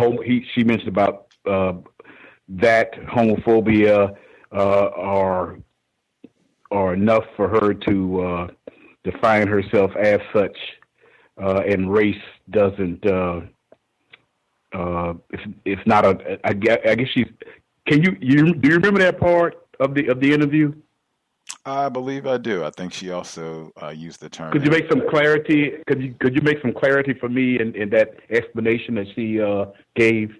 Because I didn't fully understand it. She said what she said. Okay. I would, because I don't have a transcript right in front of me to read it back exactly. Okay. So yeah, I would just be, being way, way incorrect. All I can do is say she said what she said. One more thing. To be explicit, what does that mean? What does it mean to be explicit about something? When I use the term sexual explicit. Oh, okay. And see, that's why it's important. Context and asking the person. In that context, I think when she said explicit, I think she meant something of a sexual nature, material that some people might find offensive, or something that some people, content that some people might want censored. That's what she meant when she was using explicit in that manner, I believe. I could be in error. Okay. Because when I asked about could pornography also mean something that is not necessarily dealing with the people activity of sex, I'm not sure if she went into that. I would figure, based on what I think the word means, that it would filter into all 9 areas of activity. The word pornographic or pornography. It wouldn't just limit itself to sex. Mm-hmm. Does that make any sense to anybody else?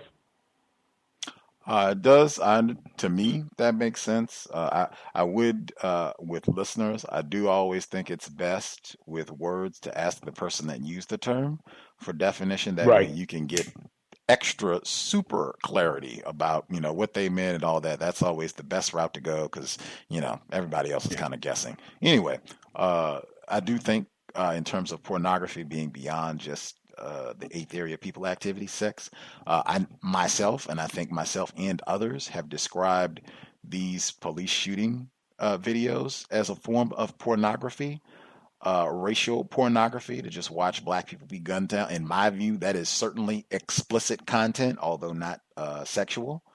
But I think that's pornographic. I think there are lots of different ways that racists produce Great example. pornography in the system of racism, white supremacy that's not necessarily sexual, if that makes sense.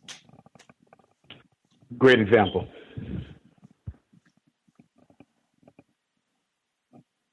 Other folks, anybody else have commentary that they want to get in? Can I be heard? Yes, sir. Yeah, and just to piggyback off of that metaphor I just used, but in regards to the pornography that she was saying about how they were using the Eric Garner case for pornographic film, I thought that was just absolutely sick. And I guess just like you said, they're using that in their sexual pornographic films, and this is just I guess the mind of racists to use such sick themes like that in sexual content. So that's all I had. That is the system of white supremacy. Other folks have commentary? Any other folks? Yeah, I had I guess, like, I asked a question about images of black women that could, I guess, counter white supremacy, racism, and I guess the only person that I've really heard talk about sort of some strategies about, I guess, constructive images was Dr. Welsing. Like she would talk about her parade, dark people and stuff like that. So I don't know if you'll see the doctor, but like when you go to the screening or whatever. But hopefully you could ask her if she could come up with some, if she's ever thought like more, like very, like strategic images that could be used, or sort of strategies for like counter-racist images of black women. Thank you. That's something to think about. I know Dr. Welsing was mentioned. I do think that image, seeing Dr. Welsing with her natural hair, that's something that we talked about a lot after her transition, but her with her natural hair, and she always just looked like new money. Every time that you see her out for her lecture, she's fresh and pressed and just looks radiant every single time that she goes out. I think that, for me, that would be one image of a black female that is working against racism, white supremacy. I do not think racists would want to see that being replicated. Someone with black self-respect, who cares about black people, herself first and foremost, and then intelligent and engaged in self-care, like that. That right there seems like it could be heading in the correct direction. Do we have any other folks who had commentary they wanted to get in, comment they wanted to get in? Yes, give a comment. Yes, sir. Yes, I think the conversation was constructive. I'm glad that I got a chance to listen to today's show. I do think if the guest comes back on, I would probably ask about, I think it was kind of alluded to, white sexuality and black sexuality. I've had a hard time recently finding information about African sexuality, and I've come to the conclusion that almost everything that I know about sex was given to me by white people. And I wouldn't even know what it would even start to look like. So I think that was something I would like to ask the guest. I was also a little confused by the title of a black feminist. I'm not sure I got a clear definition of what that meant. So I that also, and I think that it's just further with her doing all of her studies, in-depth studies on sexuality, specifically from the point of view of racism, white supremacy. I think that it was kind of telling that we still have a lot of things that we identify with as non-white people that were given to us from the sexual sewer of white lines. So, yes, I'm grateful for the conversation today, and thank the host for bringing the guest on. Indeed, indeed. Other folks have commentary they want to get in? Maybe. Yes, ma'am. Ivy? Yes, sir. Greetings, Gus, and greetings to all the callers and listeners on the line. First I wanted to say I think that it was a very constructive and interesting broadcast, and I wanted to try to explain what I understood about what she was saying in terms of what a black feminist scholar is. From what I understood that she was saying is that a black feminist scholar studies the different or several, if not all, the different ways in which women are mistreated or harmed, not just racism, but so-called sexism, which I don't believe exists, but obviously she does. Sexism, where women are mistreated and harmed on the basis of gender. Classism, mistreated and harmed on the basis of finances or how much money you make or don't make, or just being poor versus rich. She said racism, classism, sexism. I can't remember and she said homophobia. I guess homosexual women being mistreated or harmed on the basis of being a homosexual. And she said that it's not enough to just study racism, but from my view and from what I heard, I could have just missed it. I don't think so. But to me, she did not say what it's not enough to do. Like she said, it's not enough to just study these things or just to study racism in order to accomplish what? Like she just said, it's not enough. But I was thinking, okay, it's not enough in order to accomplish what, or in order to understand what. I guess maybe her position is that it's not enough to,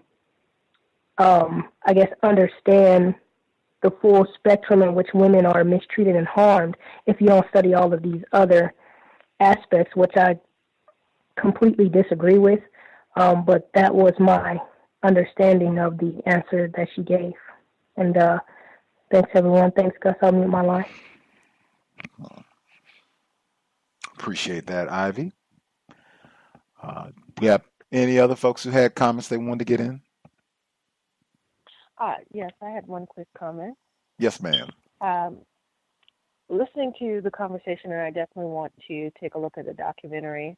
I thought maybe in her position as a teacher or as a professor, she can't be explicit in saying that, the logical conclusion that we've come to, or I think we've come to as a consensus is that, it is not constructive to be in so-called interracial relationships or involved in what you call tragic arrangements. Because I think if some of the comments she was making about how to combat the issues, especially with the negative imagery and pornography and violence, I don't understand how we're going to be able to constructively go about implementing those solutions if you cannot explicitly define what normal sexuality is or what harmful sexuality is.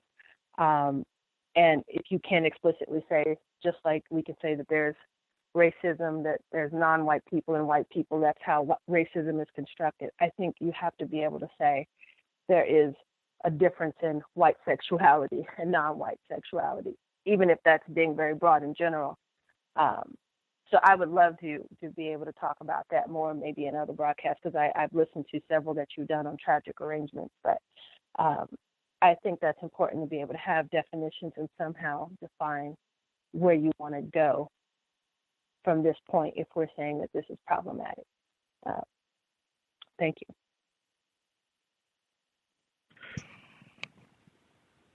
Can I say one more thing, Gus? Let's hear it. Great commentary from the previous female caller. Definitions and just being more explicit. When I say explicit, I mean definitive, precise about these are our sexual customs, practices, and these are our enemies' sexual practices. I could definitely see a value in that and being explicit, as I just defined it, about that. Retired firefighter? Yes, because sex is so influential amongst people. But my first question, the origins of it came from the strategy of the Montgomery bus situation.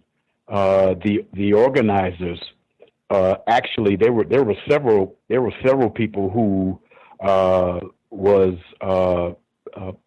not standing up on the bus and getting arrested before Mrs. Parks, but primarily because of the quote unquote credibility issue is why they had to wait for Mrs. Parks, because she was married in a quote unquote structured home environment, that sort of thing. And so it just goes to show that under the global system of racism, white supremacy, on how between white people and non-white people, especially non-white black people, that we are not considered to be credible beings under the system of racism, white supremacy. Whereas you can have a whorish white woman that can immediately, I mean, she has the money that she was paid, reportedly paid, is almost more than what I have in my 401k retirement situation. You know, and she, I know she makes more money than that on almost a weekly or whatever basis, as far as that concerned, to show you the disparaging difference between a white female and non-white females, especially non-white females who are racially classified as black. And that is a clear distinction on there being a global system of racism and white supremacy. Thank you. Indeed. Indeed. I think Pam talked about that extensively, that white women and white people, period, that they can have a totally different sexual code in terms of functionality, because they do not have to worry about those sort of credibility issues. I'm white. That's my credibility. Move, nigger. That's my credibility, regardless of Correct. what I did. That's the world that we live in, unfortunately. Excuse me. Choked myself. Do we have, I had never heard of that book, Chokehold, either. That was one that I wrote down, adding that. I'm going to check on that after the program. Thomas in New York? Yes, sir.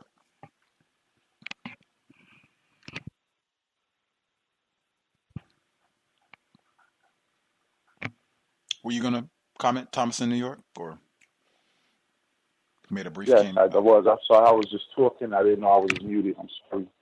I was confessing. I had a confession. That was my cousin who ran out in front of Bill Cosby naked with the feminist written on her.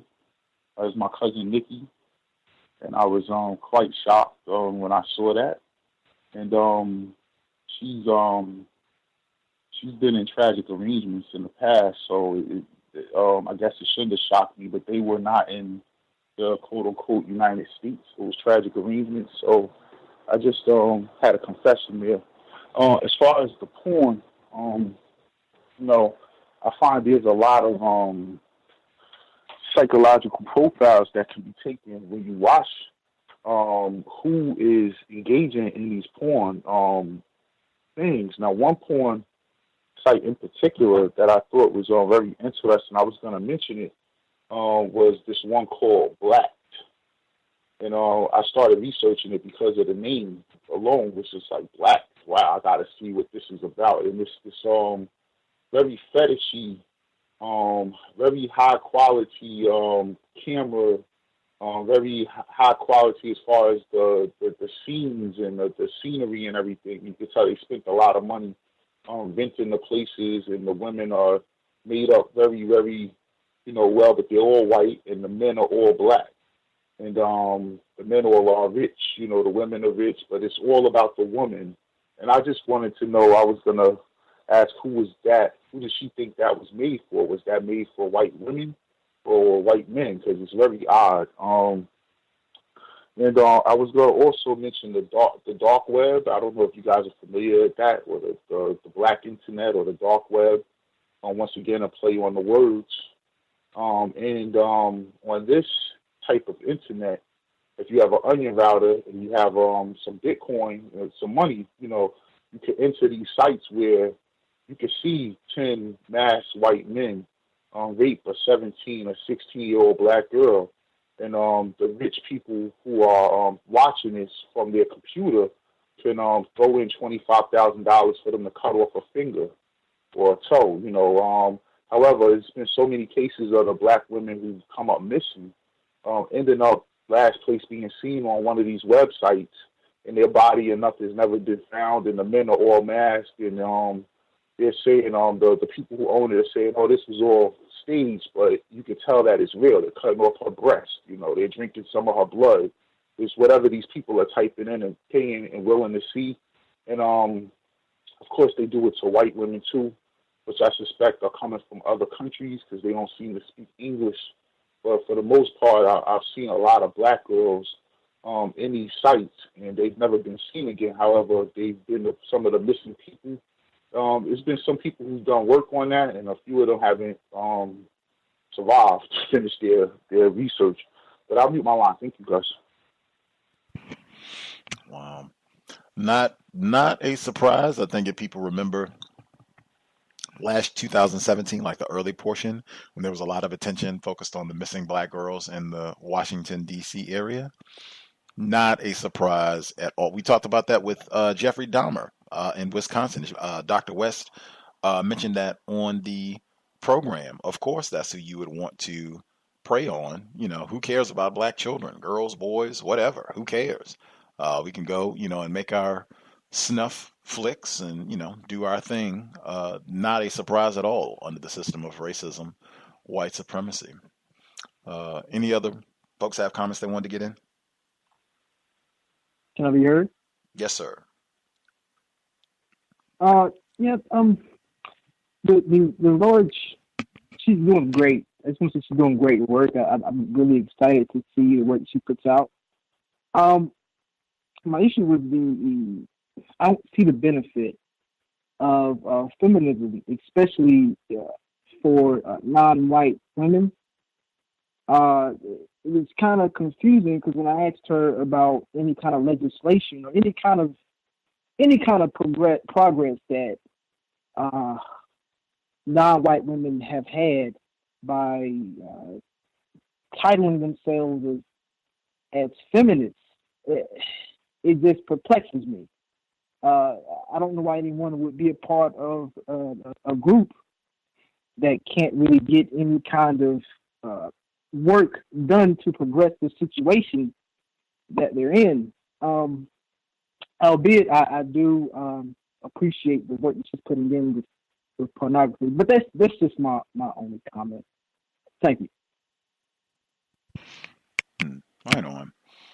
Yes, the one thing that my comment with that, I think when I asked her about her white feminist colleagues and how they responded to her work, since she was saying she was kind of motivated to do this research because she felt like no one was talking about this. When she was saying, hey, we're people that are in university settings who study sex, study pornography, like Dr. Jensen. Where is the analysis in terms of all this racist content? Where is the discussion of, ghetto gaggers, what Thomas in New York was talking about? Where is that at? And they had no comment. They remained mum. I've heard this before. We talked about this before. Just in my opinion, when you keep seeing the same patterns, eventually you got to come to a conclusion. Dr. Kanban talked about that. It can't just be that we keep seeing the same pattern and, are stumped, where we're not understanding or we can't, just come to a conclusion about what we think is going on. In my view, white women, hey, ain't nothing to discuss. It's nothing to talk about. 52 numbers should be special to black people as long as this problem exists, at least through the current administration, 4 more years. 52% of white voting women voted for our current president. White women were also mum when Daniel Holtzclaw's trial was happening, before and after. They got a whole lot to say about Bill Cosby. They didn't have a whole lot to say about Daniel Holtzclaw. Still haven't had a whole lot to say about Daniel Holtzclaw. In my view, you don't get the benefit of the doubt. It's no head scratching. Dedicated to the system of white supremacy. That is what you are aligned with. You are not down for the sisters. You are not trying to look out for your oppressed black sisters and niggers in general, and let's deal with all of the... No, that's not what you're about at all. Your allegiance is to the system of white supremacy. Got it. That's how I'm going to deal with you. That's what I'll think, and I won't lose any time over that. And if I'm wrong, well, then I'll find that out. I'll remain open to that. But man, come to conclusions, particularly when you keep seeing the same patterns repeat. Just a suggestion. Anybody else? Are we good? Folks have anything else they want to get in? Shay. Gus? Ivy? Didn't you one time read, I don't know if you remember, but I thought that on a previous broadcast you read where at the same time that black people were defending themselves against racism, but they were being accused of rioting, the feminist movement came into being. Do you remember that? Yep, I remember the exact paragraph, but because of the flood, I don't have my library, so I can't just reach and grab the book. But it was a white woman's biography. She was on the program. If you gave me more time, I could think of it. But yeah, because of the flood, I can't just look at my library and be like, oh yeah, that was such and such. But yep, it was a white woman. She wrote it in her biography that during the 60s, like she was pinpointing the exact moment and basically saying like, yep, at this moment when black, it was as the Negro militancy was increasing, that was when feminism really picked up. And, sexism, down with the man, he's oppressing others. And the white biographer who wrote this book, she talked about, I asked her about that in detail because I thought that was a really important point, and she went into great detail about that and saying, yep, that's about the size of what happened, almost seeming deliberate, even though she didn't go that far. But that's exactly what it looked like to me. Very deliberate to cause confusion with regards to racism, white supremacy. Casualty of the Flood, that I can't tell you the book. Yeah, that's the reason that if you could excuse me for a minute, I don't want to. Yeah, I wanted to turn the fan off when I have background noise. Excuse me, that's why my voice is kind of messed up because of the air. But anyway, because it just, the thing about that, it just speaks to how white people always try to deflect from racism, and if you have this classism and homophobia and all this other stuff, then at the end of the day, nobody's really being mistreated, because it really gets ridiculous, sort of like the white privilege conference where, you got, able-bodyism and all of these isms that really aren't isms at all, because ultimately racism is more than just mistreatment. Racism is subjugation, and all these other isms don't have anything to do with subjugation. They're just different forms of mistreatment. Like, black men do not subjugate white women. So there's no such thing as sexism, and rich black people don't subjugate white poor people. And in fact, it's the other way around. So there is no classism. If anything, this is just mistreatment. Men mistreat women, women mistreat men. That's not the same thing as subjugation, which is what racism is subjugation. And a black woman is actually credited with that term intersectionality, where supposedly all of these isms intersect when they don't at all.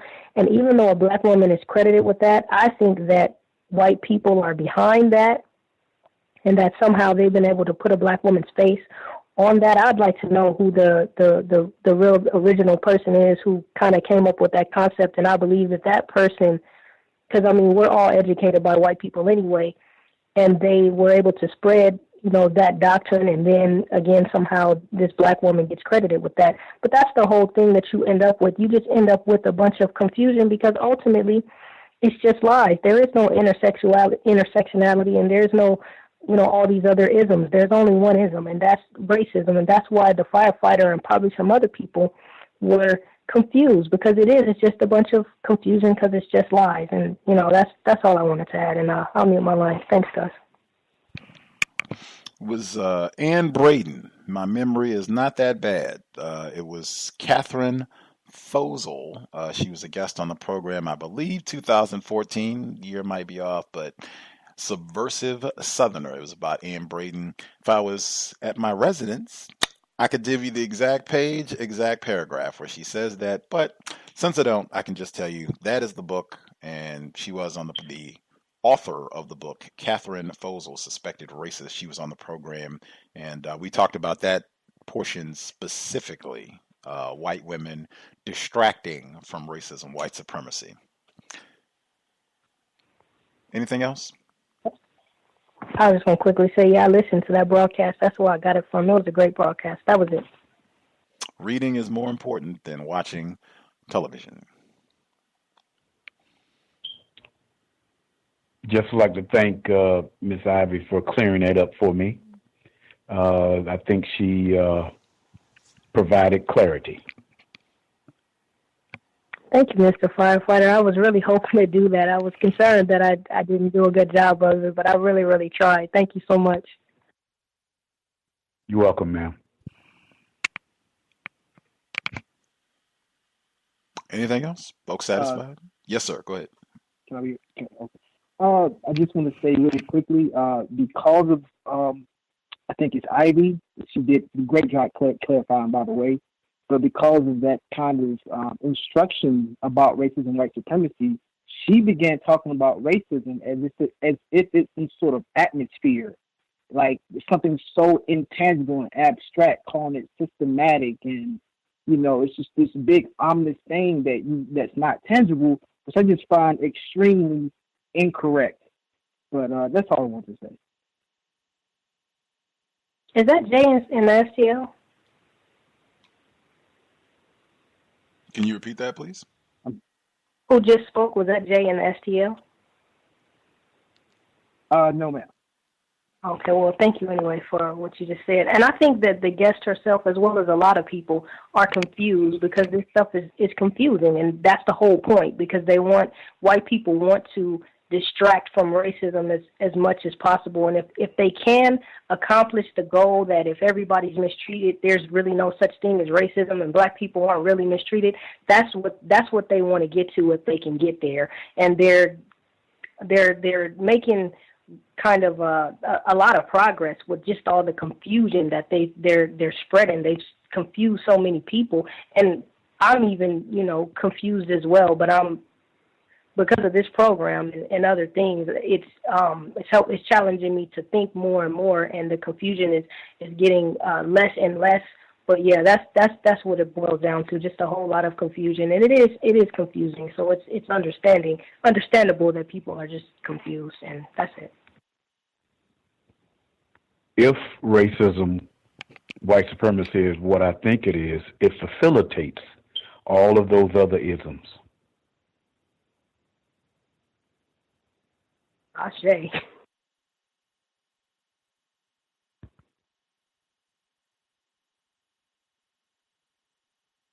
On a historical note, some of the research I've been doing, I found that a lot of the first black feminists came in the late 1800s. In fact, Marcus Garvey's first and second wives were considered feminists.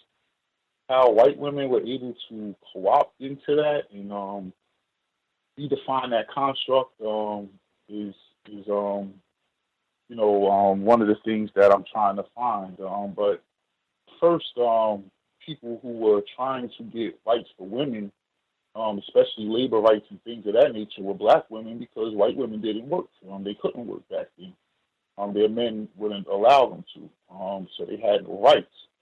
So I thought that was interesting, and when I started studying feminism, it kept bringing me back to black women in the late 1800s in both the Caribbean and the United States, which I thought was very interesting. What everyone's saying is right on point. The system works off of confusion, and they keep us confused at all times. And without the confusion, they know that their system doesn't work. So every one of them has a part to play in keeping us confused, whether subconsciously or consciously, as the great Dr. Weldon will put it. And it works perfectly. I just hope that we could get to the point where we're able to have that same level of confusion as far as what we're going to do, and not so predictable to white people. And of course, we are predictable because they put us in a situation where they know what we're going to do. So.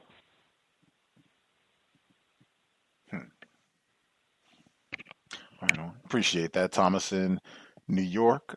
One thing I will say, I suspect by this point, 2018, if you want to function in a university or academic setting, it would probably be advantageous to you, especially if you are a black person, male or female, to vigorously endorse what is called feminism. I do not think you would better your position as a black person in what they call the ivory towers, opposing feminism or even acting like you're indifferent to it. I suspect that probably would not aid your efforts to get tenure and to progress, which is just further a part of racism, white supremacy, confusion. We want you to talk. We want our boys and gals, even the ones that we call doctor or give PhD or whatever the case, we want them to sound the way we want them to, even when they talk about racism, white supremacy. We want it to be in line with the way we think it should sound to spread confusion. At least that's what, I think could be happening. I could be wrong. We'll take one more comment. Anybody? Last comment, or folks are good?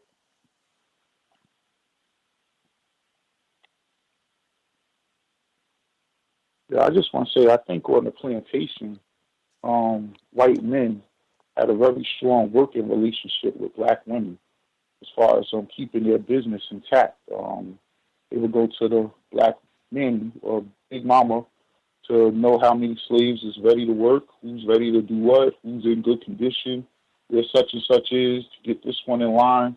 That was their responsibility. And white women have always looked at that relationship with a side eye. And now that this new feminist that new feminist movement that's coming about, that is making black women feel like they're being included, really, they're the number one target of this new white woman feminist movement, in my opinion. That is something we can ponder on. We should be here Thursday, Workplace Racism, 8 p.m. Eastern, 5 p.m. Pacific. Friday, we will conclude The Hate You Give. All done. Shout out to Ned the Wino. That'll be Friday, same time, 8 p.m. Eastern, 5 p.m. Pacific. Compensatory call-in Saturday, 9 Eastern, 6 p.m. Pacific. Thanks to everyone for tuning in, although how would they not tune in? Everyone's favorite subject matter. If you have questions, comments, guest suggestions, I tweeted Dr. West's website for people if you're interested, if you want to check out the documentary, or for people that are in this area, if you want to try to go to Tacoma to check out the documentary film on one of the dates. I'm going to try and do that myself. But you can drop an email if you need any information, untiljustice@gmail.com, untiljustice@gmail.com. Huge thanks to all the folks for calling in, listening in. I hope it was worthy of your Tuesday afternoon, because it was absolutely gorgeous. Hopefully it was worthy of my Tuesday afternoon either. I could have been frolicking outside at the park, doing all kinds of things. It was a beautiful day here in Seattle. It has not been spring-like at all so far this spring. It has been rainy and windy and cloudy most of the spring, so it's just kind of finally starting to feel like, oh, it's not winter anymore. But we were here, counter-racist grind. That said, sobriety would be best under conditions of white supremacy, given our disturbing subject matter for the evening. I think we definitely want to make sure that we are not in a vulnerable position to be taken advantage of by sexual predators and terrorists. I think it would behoove us to function, to behave at all times like war is being waged against black people. Let's make sure that we can think clearly, make great decisions. Sometimes you might have to make split-second, life-saving decisions. I don't think being intoxicated is going to help in any of those critical moments. Let's do everything we can to preserve our health, our brain computer, so that we can come up with solutions to the problem: racist man, racist woman, racist child. Certainly, if we're going to be in a vehicle, let's be sober and buckled up. Let's do everything we can to minimize contact with race soldiers, badge or no. That's it, Creator. We ask that you help us remain patient with other black people, victims of white supremacy. We ask that you help us remain patient with ourselves. Remind us to demonstrate the highest levels of black self-respect at all times, in all places, each and every time we are in contact with another black person. It has been time. Replace white supremacy with justice immediately. Cal signing out. Thanks all for tuning in. Nigga, you so brainwashed. I'm a victim, brother. Problem. You're a victim. I'm a victim of 400 years of conditioning. Shut up. The man has programmed my conditioning. Even my conditioning has been conditioned.